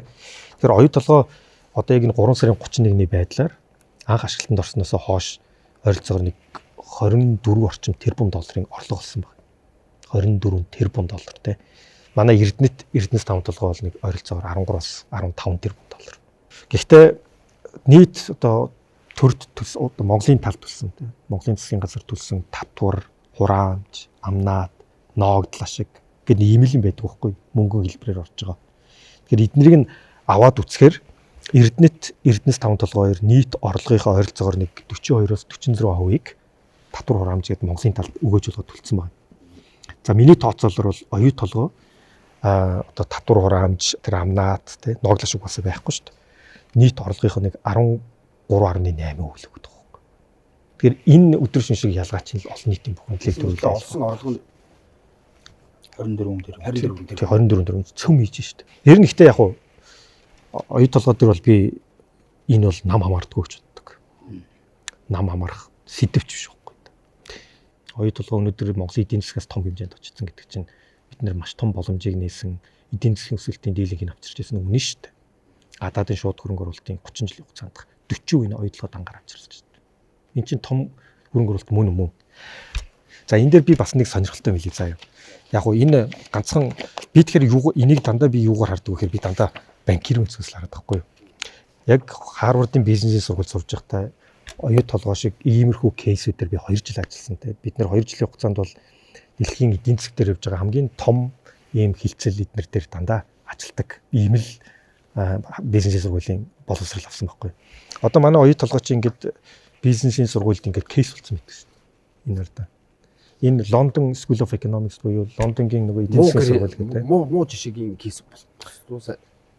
Яг уу муусан кейс хэлүүтэйгээр засгийн газар үндэстэн дамсан корпорацтай хэрхэн хилцээрт орох вэ гэдэг кейс ихгүй юу. Манай Харвардын бизнес сургууль бас оюутлогоо дээр кейс болгож гаргаж ирж байна. Тэгэхээр манай оюутлогоо чинь олон талаараа муу жишгт ордог. Тэгээд нөгөө талаасаа бас айгүй тийм сонирхолтой жишгт ордог байхгүй. За энэ 2025 онд бичигдсэн кейс стади шүү. Одоо тэгэхээр олон улсын оюутнууд энийг судалдаг гэсэн үг. За үндэстэн дамсан корпорацууд томоохон хөрөнгө оруулалт хийх хилцээр тухайн оронд хийхэд хамгийн том хүзэр нь яг уу ер нь юу талтай байдаг. Хөрөнгө оруулагч талтай. Тэр хүзэр хизээ иргэдэг вэ гэж Монгол тэр иргэлт нь 2025 онд явуулсан байхгүй. Хөрөнгө оруулалт нь бүгд ороод орлого нь өсөж эхэлнэ шүү дээ. За тэр үед тухайн засгийн газар хамгийн том хүзрийг барьждаг байхгүй. Тэгэхээр одоо засгийн газар тэгэхээр түүхэн хэмжээнд ирж байгаагүй хангалттай хүзэр нь ирсэн. Тэргээр редэнтэй маш сайн мэдж байгаа. Маш сайн мэдж байгаа байхгүй. Редэнтэй бүх хүзэр байж байгаа. Өөрөөр арбитрийн шүүхтэр очиод ялагдаад өвөө өөр төлбөрт орно штэ. Энэ гэрээгээр оролдож болохгүй л гэдэг ийм суртал яваад байгаа штэ. Наадах чинь бол би шууд хэлээ тархиугаалт. Дэлхий дээр 30 жил гэрээг өөрчлөөгүй орн баг байхгүй шүү. Гэрээ гэдэг чинь тухайн цаг нөхцлөөс хамаарат сайжирч тэ харилцан өөрчлөгдөж явдаг зүйл байхгүй юу. Ганцхан Монгол гэхээр нэг байгуулсан гэрээгээ тэр чигээр нь 30 жил өөрчлөлтөө гэдэг бол тэнэглэл шүү. Энэ дэлхийн жишг ерөөсөө биш. Одоо өөрчлөлт юм бол гадаад хөрөнгө оруулалт гаднаа гараад явчихна гэдэг айгаад байгаа юм шүү. Тэр бас судлаа. Тэр оюутлогоо дээр жишээлбэл ингээл гараад яваад хараа нэгдүгürt хөөе гэдэг бол тэнэглэл. Тэр хинч хөөе гэв ч. Огт харин гарч юуна гэдэг бол бас өөрөө тэнэглэл. Яагаад гэж? Яагаад гэх юм бол газар дор 17 тэрбум долларын хөрөнгө оруулалт оруулаад тэгээд баахан 7-8 тэрбумын зээлийг авна гэж сууж байгаа компани энийг хаягаар гэдэг чинь утгагүй шүү дээ. Энэ олон жил явж хөрөнгө оруулалт хийчээд яг бүр шимээ хүртээд одоо 26 онд л ихэд 7 тэрбумын $5 тэрбумын орлоготой ажиллах гэдэг шүү дээ. Цөм хийх гэж байгаа энэ үедээ тэгээд хаяа гардаг ямар бизнес юу байх вэ? За хоёрдугаарт энэ зээл гэж яриад шүү дээ. Энэ бас юу болцсон бэ гэхээр анх ойдлого хэлж байхдаа тэр Дубан гэрийн үед 15 банкнаас том зээл авлаа гэл те. Та нар санаж байгаа үстэй те. 15 дэлхийн 15 том банкнаас зээл авлаа гэд. Тэрэнд гисэн чинь жижиг хин яг үндсэн зээлдэг чинь байсан гэсэн чинь Виотинто өөрөө байсан байхгүй. Өөрөө тэр 15 банкнаас хэд дахин илүү зээлийг оюу толгойд өгөөд тэрүүндээ айгүй өндөр 15 банкнаас өндөр хүү тооцоод авчихсан байхгүй. Тэгээ өнөөдөр Виотинто гэдэг толгой компанида тэр оюутлогоо гэдэг охин компани төлөх өр нь 13 орчим тэрбум доллар. Тэрний 53% нь зүгээр зээлийн хүү. Тэр гайхамшигтай тийм бүр супер компани биш үү? Яг компани талаас нь харахад бол тийм супер модель. Гэтэ энэ моделийг чинь би өөрөө хийдэг гэсэн шүү дээ. Бид нар банкир байхдаа Виотинто шиг компаниуд те яаж зээлийн энэ механизмуудыг санхүүгийн механизмыг ашиглаад өөртөө хамгийн ашигтай ажиллах тэр моделийг одоо нөгөө баяр цагт маань андуураад нэг 20,000 хувьсгч гэдэг шүү дээ те. Яг тэр санхүүгийн бизнесийн одоо Excel дээр модель дээр ажилладаг хүн би өөрөө байсан байхгүй. Тийм банкир байсан. Тэгэхээр нэг 20,000 хувьсгч байгаа миний одоо инээд хүрээдэг. Яг гоо манай энэ оюу толгойн модель чинь тийм хэцүү модель ерөөсөө биш. Чи амархан модель ихгүй та. Миний ажиллаж байсан хамгийн том модель гэх юм бол 64 тэрбум долларын Америк, Канадын хоёр одоо эрчим хүчний компанийн нэгдлийн модель дээр ажиллаж байсан. Энэ бол би ойлгох гэж сар сууж байсан. Зүгээр ойлгох гэж. Тэгээ тэр Нью-Йоркт ажилладаг модель нэр хажууд энэ оюутлогын модель чинь зүгээр энгийн нэг өдрийн дотор л хийчихээр ойлгоод авчихар модель байхгүй. Тэгээ 20,000 тэр том модель дээр 20,000 гэж байдгүй шүү дээ. 20,000 юу 20,000. Орон андуурсан байх гэж бодсон шүү дээ. Тэгэхээр эхлээд энэ нэг ойлголтын зөрүү энэ тайлбарлаж байгаа хоёр өөр тайлбар яваад шүү дээ. Нэг зүйл дээр тий. Хоёр өөр талаас нь тайлбарлаад таны түрүүний хэлсэн хөрөнгө оруулалтын гэрээ, хувийн нийлүүлэгчийн гэрээ гэдэг хоёр гэрээнээс үүдэлтэй байна шүү дээ. Тэгэхээр хамаг энэ хувийн нийлүүлэгчийн гэрээ байхгүй юу? Буруутай гэрээ нь хувийн нийлүүлэгчийн гэрээ юм тий. Тэгэхээр энийг засаад авчих юм бол бид нар асуудлын маш олныг дийлэнх энэ орыг шийдэж болохоор. Тэгэхээр нөгөө 100 дугаар тогтоол дээр тэр хувийн нийлүүлэгчийн гэрээг те хөндөд харилцсан дүгнэлтэд шаардлагатай өөрчлөлтүүдийг оруулаа гэж тусгацсан. Нэг сонирхолтой нь юу гэсэн чинь тэр үеийн нөгөө эдийн засгийн байнгын орны баг баахан гишүүд ирсэн шүү дээ те. Яг 2009 онд эдийн засгийн байнгын ороогоор тухайд улсын хурлаар орж ирсэн. Тэр хүмүүс нь баг бүгд тийм ардан тийм хувийн нийлүүлэгчийн гэрээ гэж байхыг мэдээгүй шүү дээ. Баг дийлэг нь мэдээгүй өнгөрсөн бил. Хөрөнгө оруулалтын гэрээлгээл зурсан гэж ойлгосон чи юун нууцтай юун гэрээ гараад тэр тэрийг баг мэдгүй. Тэр ойлгохгүй байхгүйсэн шүү дээ. Яг ойлгохон гэж тэр бид нар портфолийг авч үзсэн л дээ. Нэр нь бол аюу нухацтай ярьсан байгаа байхгүй юу? Ярьсан байна уу? Ярьсан. Тэр үтгэл эдийн засгийн байнгын орны санал дүгнэлтгээд нэлээд олон хуудас аюу чухал санаануудыг тусгаад өгсөн байгаа засгийн газар. Тэрнээс нэг нь ч биелэхгүй. Тэр засгийн газар дээр очиод ерөөсө биелээгүй л хөхгүй да. Тэгэхээр ерөөсө нөгөө талын тулгсан дээр гар үсэг зурцсан л юм шиг тэр Дубан гэр хоёлаа яг тэгж надад уламжлагддаг. 5 дөнгөөр яг хэдэн төгрөгийн зээл авчаад одоо хэдийн төлчөөд ахаад одоо хэдийг төлөх татвар байгаа юм. За яг гоо зээлийн бүх дүнгээр нь авчихсан юм бол оюутлогоо дээр одоо нийтээр ойролцоогоор нэг 20 орчим тэрбум долларын зээл байгаа. Бүх төрлийн зээлийг оруулах. Энэ дотор чинь 4 төрлийн зээл гэдэг байхгүй. Тэрний одоо миний зүгээр авч үзээд байгаа. Тэр банкны зээл явах вэ? Тэр чинь арилжааны хөхгүй да. Арилжааны хоёр банкны хооронд банк компани хооронд хийсэн гэрээ бид нар ёстой оролцох шаардлагагүй байхгүй. Тэ? А зүгээр миний яриад байгаа тэр зээл юу гэхээр тэр толгой компанитайгаа хийсэн гэрээ зээл биш үү? Тэрэн дээрээ нөгөө банкнд төлж байгаа хүүнээсээ өндөр хүү төлөөд хүүлүүлээд байгаа тал асуудал байхгүй. Улирал тутам хүүгийн хүү бодоо яваад байдаг байхгүй. Тэгэхээр эн чинь өсөлт нь ингэж биш ингэж явдаг байхгүй. Тэрнээсээ болоод бид нар өнөөдөр ноогдол ашиг авахгүй. Нөгөөх нь ноогдол ашиг гэж нэрээр хүүгээрээ ноогдол ашиг аваад байгаа байхгүй.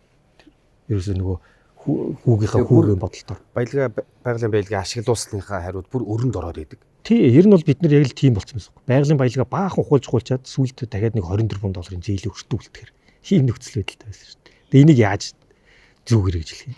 Хийсэн хүмүүс бол Хүү бас авна. эргээл ингэж ярьдаг л да. Яриад гал да. Гэхдээ бид нар 34% авахгүйгээр гэрээ хийж болох л байсан шүү дээ.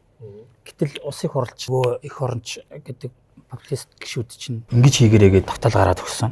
Тэр 57 дугаар тогтоолын дагуу хийгдсэн шүү дээ гэдэг юм. Энэ дээр ер нь ажиглаад байгаа дардаа айгүй тийм үл ойлголцоо явсан бил. 34% дээрээ үн төлбөргүй эзэмшнэ гэдээ ойлгоцсон чинь нөгөөх нь бахан 34%-ийнхаа хөрөнгө оруулалт моролт гарах хэлтэй янз юм гэдэг.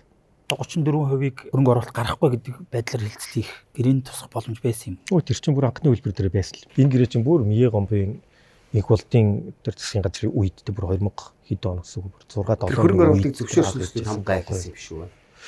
Ер нь бол 34% эзэмшнийг бол би буруу гэж ерөөсө бодож байна. 34% дээрээ бид нар 34% хөрөнгө оруулалт гэдэг юм. Хувь эзэмшнэ гэдэг чинь тэн дээр те одоо мэдээлэл эдгээр бүх юмд нь оролцсон гэсэн үг байхгүй юу? Өнөөдөр хувь эзэмшсэн учраас одоо нэг зүйлийг хэлээ. Яг таны наадтай ч холбоотой. Энэ бол айгүй ноцтой зүйл. 34%-ийн оронд амнаад авчихгүй яав та. Одоо ерөөсөө 34% болчихъя гэж ярьж. амнаад таравч тэ гэж штэ тэ. За одоо би энэ дэр яг банкир хүнээ зөвлөгөө хийсэн. Би Монгол улсын засгийн газар тэ Нью-Йоркоос ирээд тэ банкир хүнээ засгийн газарт нь 34 эзэмшигтэн зөвлөж исэн бол тэ. Өнөөдөр энэ компани байна штэ. Оюу толгой 36 тэрбум доллараар үнэлж штэ. Манай 34% чинь тэгэхээр хэд вэ? 12 тэрбум долларын үнэлгээтэй байгааз. 12 тэрбум доллар. Энийг жишээлбэл ингээд бид нэр заръя л та тий. 12 тэрбум долларын үнэлгээтэй байхгүй. 12 тэрбум долларын үнэлгээтэй юм а за буцаагаад нэг амнатын 10% сольчих. Амнатын 10% солиё гэж бодлоо та тийм үү? Амнатаар орлуулна гэж хэлээд дээ шүү дээ. Тэгж яриад. Тий, амнатын 10% амнат гэдэг чинь шүү дээ. 700 сая доллар л байхгүй юу? Тэгэхээр бид нэр хэдэн жилийн амнат авч иж 12 тэрбум доллартай хүрнэ гэж бодлоо та нар. 20 жил. 20 жил амнат авч иж 12 тэрбум болох юм өнөөдөр бид нар 12 тэрбум эзэмшиж шээ. Тэр ямар тэнэг нь аваач иж тэрийг амнатаар солих юм. Тийм үү? Тэр нь бол бас гэрээ байгуулсан хүмүүсийн зүгээс ч яг наад хэлбэрийг чинь яриад байгаа л. Үгүй тэгэхээр энэ хин болоо гэж биотын тул асуудаг. Бараг үнэгүй авчмаар байхгүй. 12 тэрбум амнатын 5% гэж тэн дээр нь 10% гэж тохиролцож бөө юм болж байгаад 12 тэрбум долларын үнэлгээтэй минь үнэгүй авчихлаа. Шийдэл бол шүү дээ тий. Амар энгийн шийдэлтэй шүү дээ. Баялагын хараалыг яаж баялагын ерөөл болгосон улс болох вэ? Надад одоо шийдэл нь одоо энэ харагдаад байгаа. За би нэг одоо хаанч яриаг таярт одоо анх удаа гаргаж ирсэн. Ийм хуулийн төслөө. Стратегийн ач холбогдол бүхий ашигт малтмлын ордын ил тод байдал нээлттэй тайлагналын хууль гэж. Айгүй энгийн сонсогдоод байгаа. Ил тод байдал тайлагнал гэх тий. Тэгэхээр энэ юу гэсэн үг вэ гэхээр бидний асуудал болоод байгаа яг нөгөө оюу толгой, эрдэнэс томтлогоо эрдэнэт ба штэ. Эднэр бид нар үндсэн хуулиндаа 6-гийн 2-т нь өөрчлөлт оруулаад стратегийн асуудал бүлэхий орд гэж тодорхойлцсон. Энэний орлогыг бид нар баялагын сангаараа дамжуулъя хэлсэн. Дээрээс нь ард түмнийг мэд хэрхээр хангая гэд энэ үндсэн хуулийн 6-гийн 2 дээр оролцсон байхгүй. Тэгэхээр энийг биелүүлчих юм бол уул нь асуудлаа цогцоор нь ганцхан ойлгоо шийдчих болох юм. Тэгэхээр миний одоо энэ суулийн санаа юу гэхээр үндсэн хуулинд орсон стратеги ач холбогдлын орд гэдэг дээрээ бүх тайлагналыг хангах хэрэгтэй. Ил тод байдлыг оюу толгой шиг ингээд нууцын тавны ард үлдээдэж болохгүй. Ил тод тайлагнаа тэрийг нь тайлагналыг хинт хийх хэрэгтэй гэхээр улсын хурал дээр хийх хэрэгтэй байхгүй. Тэгэхээр би бүр одоо мөрөдж штэ. Улсын хурал дээр хаврын чуулган дээр нэг 7 хоног зарцуулаад тэр 7 хоног юу гэхээр стратеги ач холбогдлын ордын тайлагналын 7 хоног. Тэгэхээр оюу толгой ирээд, эрдэнэс таван толгой ирээд, эрдэнэт ирээд, ерөнхий сайд нь тэр орд жил тэр компаниуд жилдээ хэрхэн одоо ажилласан бэ гэдэг бүх тайлагналаа нээлттэй ил тод ард түмнийхээ өмнө тайлагналаа тавьдаг болчихсон. Асуудал үйлдэлийг харшууд харагдана. Тэгэхээр 100 зургуулаа бид нар оюу толгойг авч хилцээд эрдэнэс таван толгой эрдэнэтийг аваа хилцчих юм бол нааны чи ард нөгөө явдаг тэр хулгай тэр улс төрийн санхүүжилт эднэр чинь бүх тэр байхгүй болчих واخгүй юу. Тэгэхээр энийг л бид нэр хийхгүй байна. Та нар боддоо зүгээр эрдэнэс таван толгойг авч үзье л та. Нүүрсний хулгай гэж байгаа сонсгол хийсэн л биш. Яагаад энэ компани жилийн тайланг улсын хурал дээр бид нар хилцдэг вэ? Улсын хурал чинь нөгөө ард түмний илч төлөөлөгч гэдэг байгаа үстэй. Гэтэл энэ ард түмний өмч мөн үү? Үндсэн хуулиндаа стратеги холбогдлож орж чинь төрийн нийтийн өмч мөн ард түмний өмч гэсэн байна шүү дээ. Тэгэхээр ард түмний өмчийг төлөөлж байгаа хүмүүстэй яагаад ирж нэг ч удаа тайлгнадгүй. Тийм байгааз. Тэгэхээр таны энэ хуулийн төсөл одоо энэ асуудлын гас гаргалгааны шийдлийг чалж байгаа байх тийм үү? Ямар шатнд явж байгаа? одоо би энэ хуулиа одоо бичиж байна. Тэгээ одоо ер нь бол энгийн хуулиа нэг 4-5 хүн судсан байхгүй. Тэгээ энийг би олон нийтэд танилцуулаад тэгээ одоо анх удаа таяр тарчлаа. Одоо ингээд олон нийт хүрэх бах.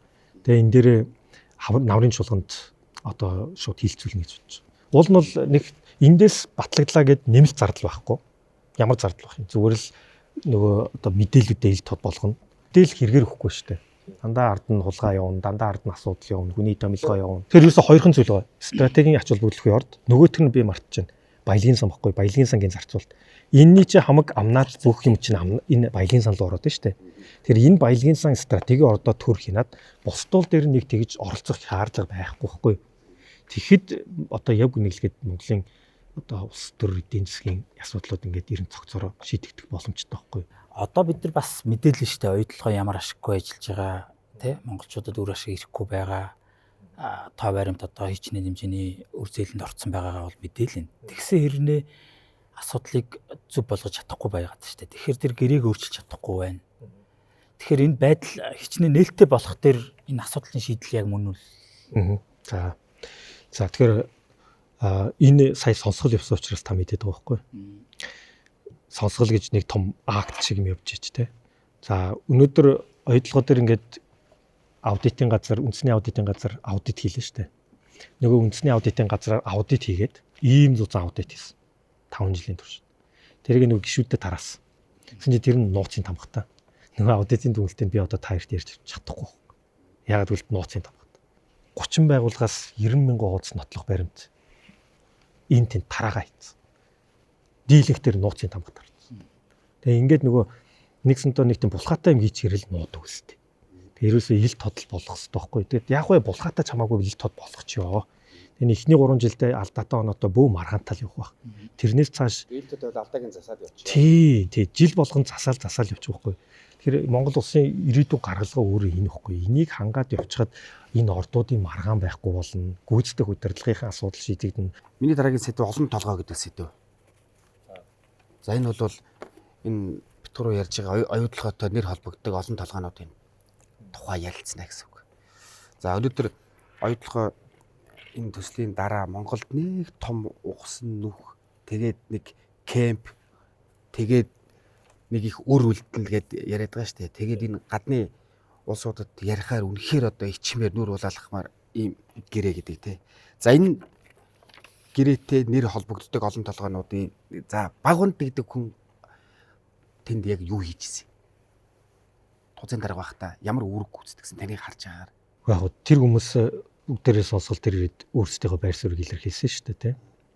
Тэр оюутлогоон тузын гишүүн гэдэг тэр хүнлэгчийн гэрээн дээр 9 тузын гишүүнтэй байна. 3 нь Монголоос тий 6 нь нөгөө талаас. Тэгээд ер нь бол 6-аараа шийдээд явна гэсэн тийм хүнлэгчийн гэрээн дээр орцсон байхгүй. Тэгэхээр чи нөгөө сайн засаглал биш байгаад Монголын төлөв дуулаа хин ч хамаагүй. Бэлэгдлийн. Тийм бэлэгдлийн шин чанартай ийм 3 өндөр цалинтай тэгээ бүгд тузын гишүүд адилхан нэг 10,000 долларын цалинтай юм шиг. Тэгэхээр тийм л юм явж ирсэн. Тэгэхээр үе үнд яаж ирсэн бэ гэхээр тэр нөгөө Монголын талцуудыг 3 хүн дээр тэгээл нэг улс төрийн томилгоо явдаг гэсэн байгаа байхгүй. Тэгэл баг унд чинь тэрний нэг тод жишээ шүү дээ тий. Урд нь ерөнхийлөгч байсан хүн тэгэл очоод. Тэгэхээр урд өмнө явж ирсэн тэр хүмүүс бүгд гэхдээ тэр хүмүүс хэрвээ өөрсдөө зүтгээд энэ Монголын эрх ашиглалтын нийцүүлэхийн тулд энийг ингэж өөрчлөх ёстойгоо хөөцөлтөй явж болох боломж бүгдэнд нь байсан шүү. Байхгүй биш ээ. Байсан. Тэг байсан. Тухайн засгийн газартаа хэлээд олон нийтэд гараад тий. Тэгэл сая энэ үүргийг миний бодлоор бол хамгийн сайн гүйцэтгэсэн нь энэ баясгалан байна шүү дээ тий. Баясгалан гişүн баг. Баясгалан олон нийтэд гарч мэдээлэл хийсэн хэдийсэн ярилцлага өгснөөрөө оюутлогоос хөөгдлөө шүү дээ. Тий. Тэгээ тэр чинь оюутлогч яадаг гэхээр бас залтай шүү дээ. Нөгөө тузын гişүн дээр хүрээд ирэхэд нь за мэдээлэл гарахгүй нууцын гэрээ байгуул гэдэг хүчирт нууцын гэрээ байгуулчихдаг. Нөгөө хүмүүс нь бас ярих гэж. Гэтэ тэр тийм жишг байхгүй шүү дээ. Баясгалан тэр юу яриад байгаа юм? Би Монголын талын өмөрч Монголын талд ажиллаж байгаа болохоос би оюутлогод ажиллаагүй шүү дээ. Тэгэхээр би зурхгүй гэж зураагүй юм билээ л. Тэгээд ганц зураагүй гişүн баясгалан байсан байгаа байхгүй. Тэгснээрээ гаргаж мэдээлсэн. Тэг тэгснээрээ бүх мэдээлэл нээлттэй ил тод ярьдаг байсан. Тэр одоо 34% дээр оногдох хүү чинь явцсаар гад Монголыг дампууруулаа шүү гэдэг юм чинь Нью-Йоркд байхдаа Bloomberg-ийн ярилцлагаар л яриад бүү юм болоодсэн шүү дээ. Тэгж байгаа л бид нар 2.3 тэрбум ба тэгэлж чадсан байхгүй. Тэрийг ийм тузын гишүүн гаргаж ирээчээ л гэж нэхэд байгаа байхгүй. За туцын гişүү баг хонд гэдэг хүн бол хэдэн жил үлээ? Сарын 10,000 долларыг цалин аваад Тэгээ бид нэр жагсааж үтсэн. Оюутлогын тузад хамгийн урт хугацаанд ажилласан хүмүүсийн жагсаасан чинь баг хүнд нэг дээр гарч ирсэн. за баяр цогт гэдэг хүн одоо энэ оюутлоготой холбогддог олон толгойнуудын хамгийн бас нэг гол хүн те. Баяр цогт ямар хожил хийсэн гэж боддог оюутлогын гэрээнээс. Одоо баяр цогтыг ярихаар Одоо тэрийг ус төржүүлэх гэдэг байна. Тэр нь тийм л л да. Тэгээд одоо нэг зурагдсан пянз гэдэг шиг те. Одоо хичнээн яригдав те. Тэгээ хамгийн гол нь хэн шалгалтын сонсголоор тэр олон нийтэд нээлттэй тэр бүх мэдээллийг л өгөхийг хүссэн. Тэр олон нийт яг тэр мэдээлэл дээр үндэслээд баяр цогт гэж яг ямар үйлдэл гаргасан. Тэр хүмүүс ямар үйлдэл гаргасан, ямар эсвэлтүү гаргасан ч юм уу тэрийг олон нийт өөрсдөө дүнэлтээ хийцэн байх гэж бодож байна. Тэр чамдан чирээд ордог шүү дээ. Чамдан дөрөв материал тэрийг сонсголт дээр гаргаж ирсэн юм. Үгүй нэг тэр ном барайл гаргаж ирээл ингээл шүү дээ тий. Тэр номны явахтай л нэг хэдэн гаргасан шийдвэрүүдийн багцл байдаг шүү дээ. Та ихтгэл өмчлөлийн хувьд тэр Санжин Баярын Америкт 10 гаруй тэр хаусдууд яг оюутлохоо гэрээний шагнал байсан гэдэгт тал дээр таны ихтгэл өмч ямар байдаг? Тэр чинь шүүгцэг миний вебсайтн дээр бүгд байгаа шүү дээ. Бүгд ороод уншиж болно. Баярын жишээлбэл тэр хэрэгтэй холбоотой материал, тэр прокурорын дүгнэлтэн бүх юм чинь шүүгцэг минь дээр бүгд ил байдаг шүү дээ. Тэгээд тэрийг нь ороод унших юм бол ер нь ч хөвгтөл юм билээ дээ. Тэгээд тэр одоо номад ямар үлээ модерн номадсаар дамжуулаад оюутлогоо тэр 64 тэрбумын кадрын нэр тэгээд тэр баярын тэр Петровсаар дамжуулаад юу лээ 130 гаруй тэрбум шатгуу хангамжны үлгий тэд нар чинь одоо бид нар яриад байгаа юм шиг л дээ шүүхийн материал дээр тэд нар чинь бүгдээрээ ингэж байдаг шүү дээ. Тэгэл тэрийг та нар одоо олон нийт өөрсдөө дүгнэлтэх хэрэгтэй. Оюутлогоо энэ гэрээнээс маш цөөхөн хүмүүс гайхамшигтай хожил аваад тийм ээ. Тэгэл нийт дээр ус ингэ тохирчод байна шүү дээ. Гэхдээ тэгээ ер нь шүү дээ. Ашиг сонсхийн зөрчил гэж яг юу гэлдэг. Өөрийнхөө хувийн бизнестэй хамааралтай зүйл дээр тэ шийдвэр гаргаж байгаа ашиг сонсон зөрчил мөн үү? Мөн шүү дээ тий. Тэгэл ойлгомжтой үст. Энэ олон толгой сэдвүүдээр нэг хүнийг нэмээд асуучих. Оюун эрдэнэ засгийн газар 20 сая долларыг дурдлаа шүү дээ тий. Тэгээ би юмд орсон тийм үү. За тэрийг бол нууцд байсан болохоор би сая л 5 хүнтэй хамтдаа мэдээлэл авсан гэсэн үг. Тэр хилцлийн дүнд энэ эрдэнэс оюутлогоо буюу 34% эзэмшиж байгаа манай нөхдүүдийгээ сайжруулж тэр нөгөө Rio Tinto-той нэг адилхан хэлээр ярихтай чадвартай хүмүүстэй болох ёстой байна гэдэг дээр харилцан тохиролцсон гэж ойлгосон. Тэр бол маш зөв үйлдэл байсан байхгүй. Тэр харин 20 сая доллар зөв юмдаа зарцуулагчгүй яавтаа гэж надад харамсал байлгүй яадаг юм. Зарцуулт нь тэнд жинхэнэ Монголын сор гэсэн хідэн залуучуудыг авчираад өндөр цалинтай 5 жил ажилласан бол өнөөдрийн юм байдал баг байхгүй л байсан байх шүү. Тийм учраас би тэн дээр бол би бас харамсалтай байна. Элдэн янз юм даваачаад тэр үтгийг л тэр одоо офисын байр худалдаж авч гэх шиг. Чи одоо юу яриад байгаа. Тэрийг нууц тавьж зарцуулах нь буруу шүү дээ. Тэрүүнд яг гар үсэг зурсан тэр хүмүүс нь бол өөрсдөө гарч ирээд тэрийг тайлбарлах хэрэгтэй. Дараагийн сэдв маань дурууж ба төсөл. Өөрөөр хэлбэл дурууж ба төсөл гэдэг нь таны одоо өнөөдрийн тэмд хийж байгаа, оюутлогоо дээр явж байгаа тэмцлийг Орсын юм уу? Эрх ашгийг төлөө дуурайд байна гэдэг ийм нэг бас мессеж яваад тий. Энэ дээр та юу гэж бодож байна? Rio Tinto хөөж гарах гэж гэдэгтэй л адилхан сонсогдоод байгаа байхгүй тий. Гэхдээ бодиттой юу байд юм уу? Бодиттой одоо Орсын сонирхол оюу толгой дээр тэр нэг юу лээ Калининградын шүүхтэр гэдэг тэр нэг сүлд ингээд нэгэ болсон гэл тий. Тэр яг уу эдгээр зүйлүүд ба штэ хилцээрийн шинжлэх ухаан дээр бол энийг урдчилсан вакцинжуулалт гэдэг юм л да. Та нар анзаарах юм бол Rio Tinto одоо энэ үндэсний улсын корпорациуд маш сайн ашигладаг. Тэр нь юу гэсэн үг вэ гэхээр сая хамгийн түрүүнтэй одоо жилийн өмнө юм уу Rio Tinto нэг ирж хилцээрт орсон шүү дээ Зандан засгийн газрын үед. Тэгвэл яг нэгтгэд ирнэ гэж яхад дөрөвдөд гадаадын Reuters, Bloomberg дээр ямар мэдээлэл гарсан бэ гэхээр Rio Tinto оюутлогоогоо хятадуудад тий хувцаагаар солих гэж байна гэдэг мэдээ гарч байгаа байхгүй. Тэрийг урдчилсан вакцинжуулалт гэдэг. Юу гэсэн үг гэхээр хилцээрт орох байгаа баг дээр очихдоо нөгөө төлийн сул тал дээр мэдээ болгож гаргаад энэ бол хилцээрийн урлаг дээр бол сонгодог жишээ шүү дээ. Оюу толгой дээр Бракуда гэдэг нууц код бүхий улс төр медиагийн стратеги ажиллагаа оюу толгой дээр явагдсан байдгийг. Тэр нь дараа нь 24 оны энэ шүүхийн Нью-Йоркод явсан шүүхийн материалаас гарч ирсэн байхгүй. Тэрийг хэрвээ шүүхийн металл дээр гарч ирвэл хинч мэдэхгүй байсан. Бракуда юу ажиллагаа юм? Бракуда ажиллагаа гэдэг Бракуда нууц ажиллагаа. Нэгсэндээ Рио Тинто дотор Бракуда нууц ажиллагаа тэр Дубан гэрээ байгууллагт нөхцөл эднийг хангахын тулд улс төр эдийн засгт нөлөөллийн нууц ажиллагаа Рио Тинто зохион байгуулж санхүүжүүлж дотор явуулсан байхгүй. Тэр нь одоо тэр бол айгүй тэр компани дотор айгүй нууц ажиллагаа шүү дээ. Гэтэл тэр нь яасан гэсэн чинь Рио Тинтогоос нөгөө гарсан хоёр шүүглүүлэгч Америкийн шүүгтэр тэр нөгөө талдаа мэдүүлгээр гэрчийн мэдүүлгээр гаргаж ирсэн байхгүй. Яг муухайгаар хэлбэл тарих угаах гэх юм уу те. Иймэрхүү юмнууд бид нар юусаа автаж болохгүй байхгүй. Тэгэл одоо намайг элдв янзаар хэлэх магадгүй тэр ажиллагааны нэг л баг те.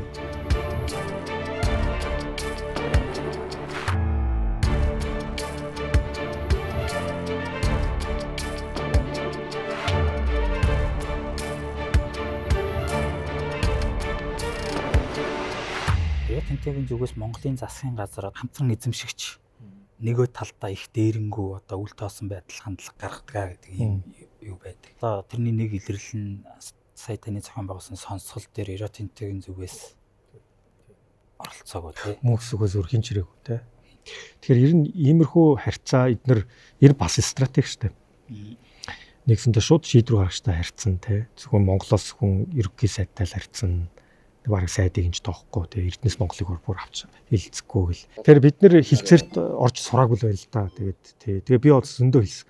Мэргэжлийн тийм том банк хуулийн компанигоо хилцээрт орно гэдэг бол бараг нүцгэн шалтан хилцээрт орж байгаас ялгаагүй шүү дээ. Нөгөөдөл чинь дандаа тэндээ бас том компани ч гэсэн банктай хуулийн компанитай л байдаг байхгүй. Улс төрч хилцээрт орохоор бол за бодоор намаац дээр кейтерингийн үйлчлэгээ авчиг Петроусоос бензин нийлүүлчихье гэдэг хувийн эрх шиг явал.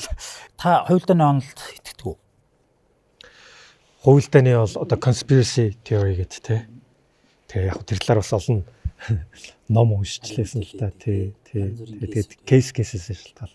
Монголд хамгийн том яригддаг нэг хуйлдааны онол нь энэ Монголын засгийн газар томилох, огцрох тий. Ер нь бол энэ бүх үйл ажиллагааг Рио Тинто захиалт юм аа.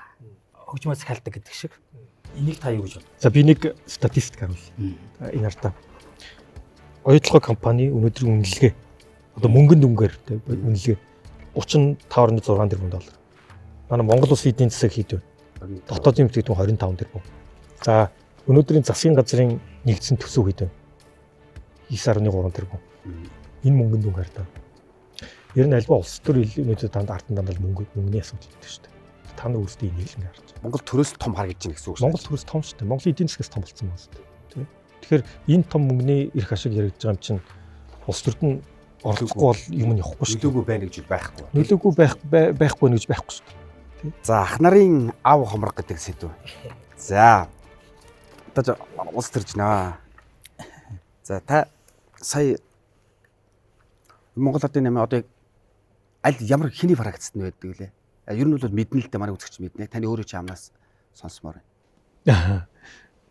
Гэхдээ одоо фракц гэж яриад ингээл яг би 30-ын талдаа. За тэгээд энэ таны хувьд бол мэдээж улс төрд орсноос төлөвлөгдөөгүй тийм зодон боллоо шүү дээ.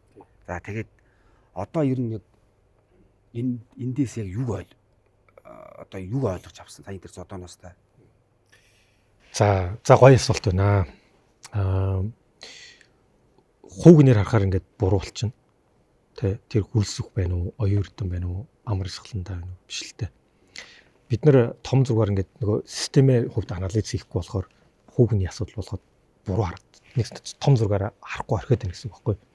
Тэгэхээр энэ сая юу болох вэ гэхээр 76 таа байсан 30 хэдэн жил 76 таа явж ирсэн парламент шал өөр систем рүү бид нэр орчлоо шүү дээ. 126 таа. Тэгсэн мөртлөө тогтолцоо нь одоо пропорционал болон мажоритарийн холимог тогтолцоотой систем анхудаага явж байна. Аливаа том системийн өөрчлөлт ялангуяа улс төрийн эдийн political economy буюу улс төрийн эдийн засаг дээр харахад дандаа шок өгдөг байхгүй. Тэгэхээр энэ шок чинь явж байгаа хэлбэр. Маш олон засгийн газар солигдлоо тий. Тэгэхээр энэ бүгд шок шүү. Тэрнээс биш хувь хөндлөө ингээд харах юм бол том зургийн анализ чинь орхигдно гэсэн үг юм. Тэгэхээр бид нэр сая анзаараагүй ингээд ярихгүй байгаа боловч маш том системийн шинжилэл рүү орчоод тэгээд тэрний анхны тестэн дээр л яваад байгаа байхгүй. За энэ тестэн дээр бас юу нэмэгдэж орж ирсэн бэ гэхээр Монгол улсын ер нь парламентын ардчлалын хувьд бид нэр semi presidential semi parliamentarian буюу хагас ерөнхийлөгчин хагас тэ одоо ардчилсан парламентын систем яваад байгаа байхгүй юу? Тэрнээс биш ерөнхийлөгч ерөнхий сайд хоёрын хооронд тэр хоёр хүмүүсийн хооронд гээд яриад тахаар том зургийн анализ орхигдоод байгаа байхгүй. Тэгэхээр энэ дээр дүгнэлт хийхэд нэгсэндээ айгуу тийм том тест явлаа л гэж харж байгаа. Тийм. Тэгэхээр миний хувьд бол 126 парламент болсон нь бол ямар хазар болсон бэ гэж бодож байгаа. Тэ. Яг тэгэхээр иймэрхүү том нөлөөлөл орж ирэх үед 126 парламентыг нөлөөлнө гэдэг айгүй хүнд юм байна. Одоо би ч гэсэн харж байна л та тийм маш хүнд. Яг уу засаг олон солигдсон за системийн шок өгч байна. Энэ шокоо бид нар даваал гарна шүү дээ. Одоо булган туяа парламентын гишүүнүүд энэ засгийн газарт ямар дүн тавих вэ одоо? Учрлын засгийн газар уу? Одоо дүн тавихад дэндүү хэрэгтэй байна л та. Дэндүү хэрэгтэй байна. Энд чи одоо бараг 100 чанаг байх шүү дээ. Тэгэхээр хангалттай дата аваагүй жиж дүн тавина гэдэг бол тэр дүн биш шүү дээ. Хэдүүлээ одоо Монгол Ардын намын өнгөрсөн зодооны тухай ярьж штэ тий. Энэ зодооны асуудал нэг талдаа гарсан уу? Үргэлжилж байгаа юу? Гэхдээ одоо ер нь бол гайг бол авчлаа шүү. Гайг бол авчлаа гэж харж. Одоо ялангуяа тэрийг харин нэгтгэх нэг фигур байх хэрэгтэй шүү дээ тий. Тэрийг л учрал гэж хараад байгаа. За би ч гэсэн тэгвэл энэ сэдвээ маш хурдан нэгэд хачи. Ахын сургамж дүүддэг. Та ер нь оюун эрдэнэний ямар алдаан дээрээс нь суралцсан бай? Илүү алдаа талаасаа тий. Тэр хүн юун дээр алдчихв гэж бодож байна. Гэхдээ оюун эрдэнэ засгийн газар банк байгуулагдахад айгүй тийм баг урд юм тохиолж байгаагүй тийм ковидын нөхцөл байдал байсан шүү дээ. Тэгэхээр ер нь тэр үе чинь ковид гэдэг чинь crisis буюу одоо хямрал واخгүй. Олон төрлийн хямрал шүү дээ. Тэгэхээр хямралыг зөв ашиглаж чадах юм бол тэр маш том боломж гэдэг байхгүй. Хямрал лидерийг төрүүлдэг байхгүй. Оюун эрдэнэ тэрийг айгүй зөв ашигласан болов уу гэж би боддог. За алдаа нь яг нь сүүл рүүгээ бол тэгээд нөгөө хитрхи олон юм руу зэрэг ороод тэрийг тэр пянга дийлэг мөл гэж хардаг. Тэгэхээр эндээс бас юу суралцж болох вэ гэхээр тэр пингийн одоо нэгсэнтэй Даах хэмжээгээр тааруулах хэрэгтэй тий тааруулах хэрэгтэй. Тэгэхээр олон ашиг сонирхлыг зэрэг хүндөхөр нөгөө ашиг сонирхол чинь бүгдээ очиод нэгдээд эсрэг гарч гарч дийлэх болж байна. Эрх ашигыг эсрэг явсан гэсэн үг үү тий олон эрх ашиг. Яг би оюун эрднийг хөндлөнгөөс ажиллаж байхад бол нөгөө яг дандаа үйлдэлүүд хийж байгаа зүйлүүд нь дандаа зарчим дээр байдаг байсан байхгүй. Тэрийг бол хөндлөнгөөс ойроос тий ажиллаж байсан. Сүүл рүүгээ ер нь бол жоохон вакуумжаад буруу шийдвэрүүд гаргаад ингээд таны жишээ сонсоо ойлоод гэсэн тийм тал байсан уу? Яг хүүхний хувьд бол оюун эрдэнэ дандаа л хийвэр байсан.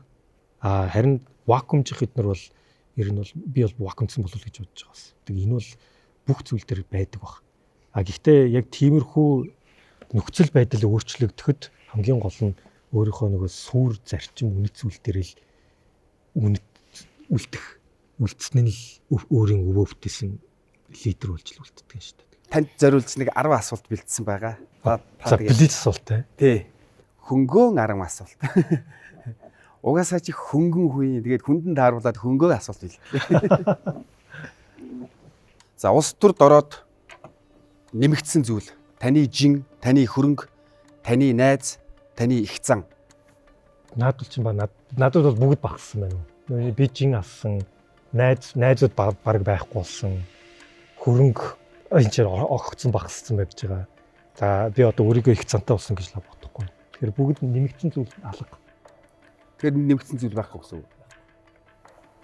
Таны хөрөнгө оруулалтын мэдүүлэг жоохон нэмэгдсэн байсан. Хөрөнгө оруулалтын мэдүүлэг үү? Тий. Яг цалин нөгөө цалин нь урд нь авдаг цалингаас арай нэмэгдсэн баг. Тэрний нэмэгдлэмж багт. За дараагийн асуулт. Та хинийхэн оронд ерөнхий сайд болохгүй байх байсан бэ? Сайхан бэлэг оюун эрдэнэ, Эрдэнэт баяр. Сайхан бэлэг. Яагаад? Сайхан бэлгийн үед яг үнэлээд бас хүндлээсэн л та. Эдийн засаг айгүй өндөрцөн. Тэгээд ойдлогоо чинь бараг зогсоод 2 жил болсон байсан шүү дээ. Ер нь бол. Тэгэхээр энэ хүнд маш том нэг талаасаа дарамт байсан. Гэхдээ нөгөө талаасаа бас энэ хүн өөрөө тэр гэрээн дээрээ оруулах гэсэн заалтаа би оруулах чадаагүй болов гэж боддог. Оруулах гэсэн хүссэн юм хийж чадаагүй бол бараг нөгөө талын хүссэн юм хүчээр шахуу зорцсон бол. Тэгээ өнөөдөр тэгээд их орондоо ч ирж чадахгүй ингээ байна гэдэг чинь энэ хүний хувьд маш том. Сайхан мэдээ орон хинч байсан тэр гэрийг зурх байсан гэсэн үг. Гүү хүнээсээ шалтгаална шүү дээ. Өөрийнхөө юуг нэгдүгээр тавьж байгаасаа. Тэр дарамт нь бол ойлгомжтой тий. Хүнд илүү хүнд дарамт байсан болов уу гэж бодож байна. За та аль тохиолдолд ойлгох вэ? Зодуулах, сонгуульд ялагдах, оюутлахын гэрээ хിവэрүүлдэх, оюун эрдэнэ ус төрийг орхих. Заавал одоо уйлах хэрэгтэй юм. Нэг уйлдаг гэдэг утгаар нь асууж шиг байна. Уйлдаг гэж би уйлаагүй шүү дээ. Тэр чинь хоолоо зангирсан байхгүй тий. За аль тохиолдолд хоолоо зангирах бай. Одоо эмоц гараад хоолоо зангирж болно шүү дээ тий. Тэгэхээр цаа юу бодд юм хэлэх юм бол хэрвээ ойдлоо дээр бид нэр юу ч хийж чадахгүй ингэж өнгөрөх юм бол тий тэн дээр миний хоолоо зангирах. Яг гэвэл энээс алдагдсан боломж нь ард түмний амьдрал واخгүй тэр чигээр тий бид нэр тэр хүмүүсийг боловсралтай болгож болох байсан. Монгол өнөөдөр жишээлбэл ийм тэтгэврийн хідэн ахмадаа гаднаа жигсаачаад тий амьдрал нь хүрэхгүй нэг 10 кг мах авч чадахгүй хэмжээнд байх албатай биш байсан. Тэгэхээр энэ өөрөө маш харамсалтай зүйл шүү дээ. За дараагийн асуулт. Танд ганц л улс төрчийг түүхээс баллуурдаад ор бүргүй арилгах боломж олдвол хэнийг баллуурдах вэ? Баяр, Энх баяр, Элбэгдорж, Баттулга. Тэр энэ одоо жишээлбэл би яг энэ асуултанд хариулахад байна шүү дээ. Би өөрийгөө бич болтно гэж бодож байна. Би улсын хурлын гишүүн болоод 2 жил болж байгаа. Тэгэхээр би энэ одоо ард түмний мандатыг одоо авсан энэ том лидерүүдийг одоо хин нэгнийг баллуурдах тийм хэмжээний одоо өсөлтөч би гэж одоо би өөрийгөө голно. Гэхдээ зүгээр сонгогч иргэний хувьд хинч байсан иргэн ингэж харж байгаа л хариулж байна. Яг би өөрөө одоо нэгэнтэл улс төрч Сүхбаатар Чингэлтэн ард түмний мандатыг аваад тэднийг төлөөлж байгаа улс төрч учраас бидаа миний асуулт болгон хариулт болгон улс төрчийн хариулт байна. Тийм учраас би энэ дөрөвний одоо хин нэг баллуурдна гэдэг зүйлээс бол би татгалцъя. Би одоо нэг улс төрчийг өөрөө улс төрч шүүх юм бол би яг үнэлээд энэ дөрвөн улс төрчийг шүүхд бич болтон шүү дээ. Тийм учраас би шүүхгүй. Миний хариулт. За дараагийн асуулт. Та хэнийг нь ментор болох вэ? Ганбаатар, Баярцагт, Гүн далай, Бат зандан.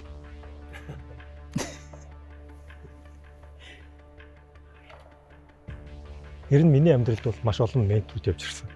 Альва хүний амжилтын ард бол тэр хүн ганцаараа байдаг. Маш олон бүл хүмүүс байдаг байхгүй. Тэн дотор дандаа менторуд байдаг. Би хэрвээ одоо менторыг сонгох юм бол би дөрвөлнгийг сонгохгүй мэн.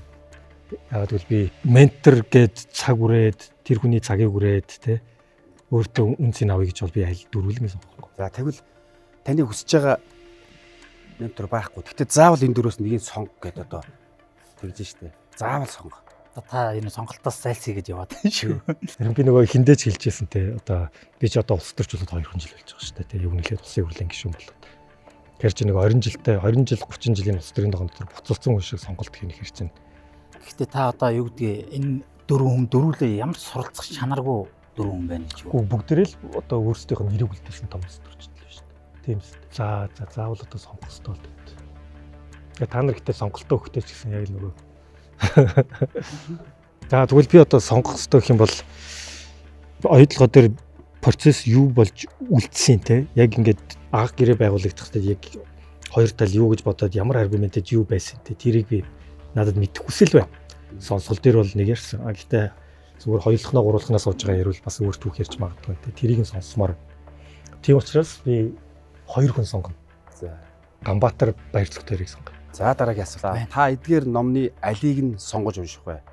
Баярын 60 хоног 60-ны бутархай, Лодо самбуугийн хугархай яриуны шүл, оюун эрдэнэ Асын гараа, Азийн хүлэг улс, Батулдын наад чинь бодох юм бол би Лодогийн хугархай яриуны шүлийг авцсан байгаа. Уншиж амжаагүй. Өөрөө сонирхоод авцсан байна. Нээж явжаагүй л байгаа. Би наа чи амархан сонголт.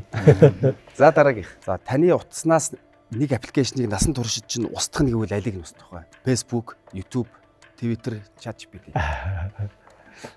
Гэж хизээч хэрэглүүлэхгүй гэдэг. X-ийг устгах ч юу.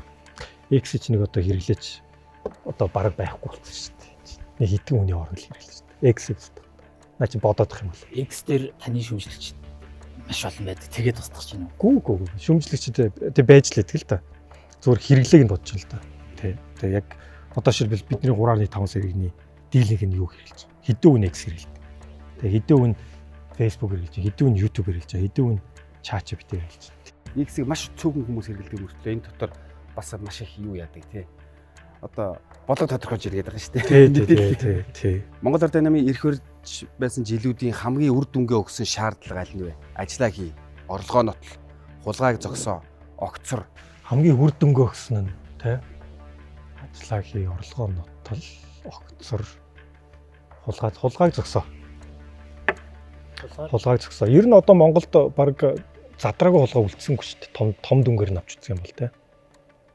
Тэгтээ зогссон уу? Тэгтээ зогссон гэж юу? Яг зогсохын тулд яг үнийг хэлэхэд ийм их том хулгай, ийм их дүнгээр яригддаг гэж өстой зүудлэж явлаа шүү дээ.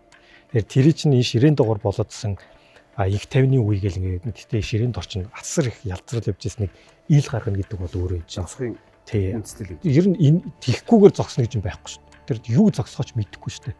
Тэгэхээр энэ гарч ирсэн нь энд олон нийт шаардлага тавьсан нь энэ дээр зарим хүмүүс улс төрийн шийдвэр гаргасан энэ бол өстой явж одоо Монголын орчин зүйн улс төр дээр явсан тий одоо хамгийн зөв зүйлсэн болов гэж боддог юм шүү дээ. Цаашаага дахиад юм байх юм бол гарч ирэх хэрэгтэй. Ер нь хардаа шарах гарлаа.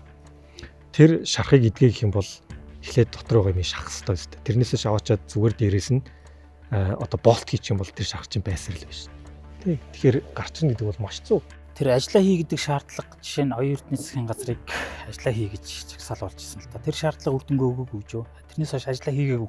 Та намайг хамгийн үр дүнгээ өгснгийг нэгийг сонгох хэрэгтэй гэж байна л та. Тэрнээс хойш зарчмын хувьд бол ажиллаа хий, орлогоо нотол, огцор бүгд л зөв шалгах шаардлага шүү дээ. Ер нь олон нийт өөрсдийнхөө дуу хоолойг гаргаж ирээд ард нь элдв янзын хүн байсан гингээл ярьдаг шүү дээ. Гэхдээ олон нийт яадаг ч байсан гарч ирээд үзэл бодлоо илэрхийлээд за хариуцлага тооцож чадсан гэдэг бол эрүүл үзэгдэл шүү.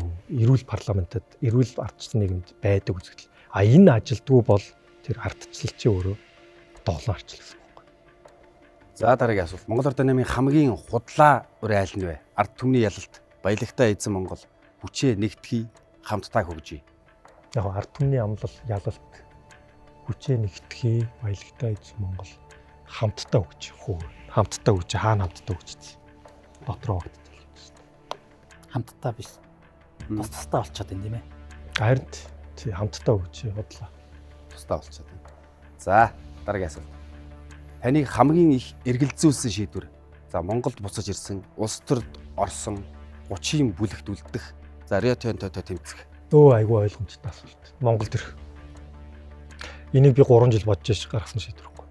Тэр 3 жил дотроо бодож бясалгаж хариулт нь олдохгүй болохоор тэгээ олон хүнтэй ярьж тэгээд сүүлдээ бүр номноос асуултыг хайх хэрэгтэй болов гэд баг энд чинь тэгээ баг 20-30 ном уншсан. Тэгжээж гаргасан шийдвэр болохоор надад хамгийн хүнд бөгөөд хамгийн зөв шийдвэр болсон болов гэж. Одоо гадаад улсад айгүй олон жил байсан. Тэгээд тэр одоо гадаад байгаа хүмүүсийн зовлон жаргалыг яг нэг өөр дөрөө мэдрэх хүний хувьд тэнд хилийн чандад байгаа залуучуудад одоо энэ төрийн түшээ болчоод эргэж хараад хилмээр санагдах үг байна уу? За энэ асуултаас бас маш баярлалаа. Айгүй сонирхолтой. Хоёулаа энэ асуудлыг ингээд яриа гаргаад ирсэн чинь надад гадаадаас маш олон монголчууд хандаж эхэлсэн. Тэгээ тэр хүмүүс гадаадад ингээд өөрийгөө зөвтгөж байхын тулд Монголд байгаа асуудлуудыг айгүй хардаг байхгүй. Энийгээ шийдэхгүй яавдаа тэгсэн бол би өнөөдөр ингээд те хүний нутагт ингээд явж явахгүй штэ гэж айгүй их боддог байхгүй. Тэр нь үнэн штэ. Яг хуу гадаадад байгаагаа ингээд ерөөсө буруушаах бол хэрэггүй л те. Хүн болгон амьдралаа сайжруулах гэсэн, үр хөвгтөө сайжруулах гэсэн л гэж явдаг байхгүй.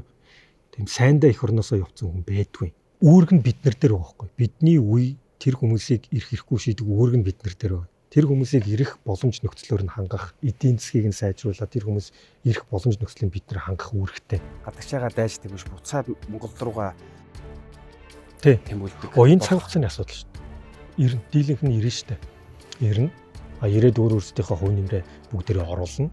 Энэ цаг хугацааны асуудал. Бид нар эдийн засгаа хэртэлж чадах уу, хэр хугацаа шаардах асуудал байхгүй. Тэгэхээр тийм учраас гадаад байгаа монголчууд миний хувьд бол Монгол улсын ирээдүйг гэж үздэг. Монгол улсын ирээдүйг өөрчлөх тэг маш том элит бүлэг гэж хардаг. Тэг. Одоохондоо ашиглаж амжаагүй байгаа үн цэн мөнгөөр үнэшгүй том хүч тэнд яваа байхгүй. Бүгд боловсрогдоод төлөвшөөд ур чадвартай болоод тий ингээд амьдарч байгаа хүмүүс. За баярлалаа.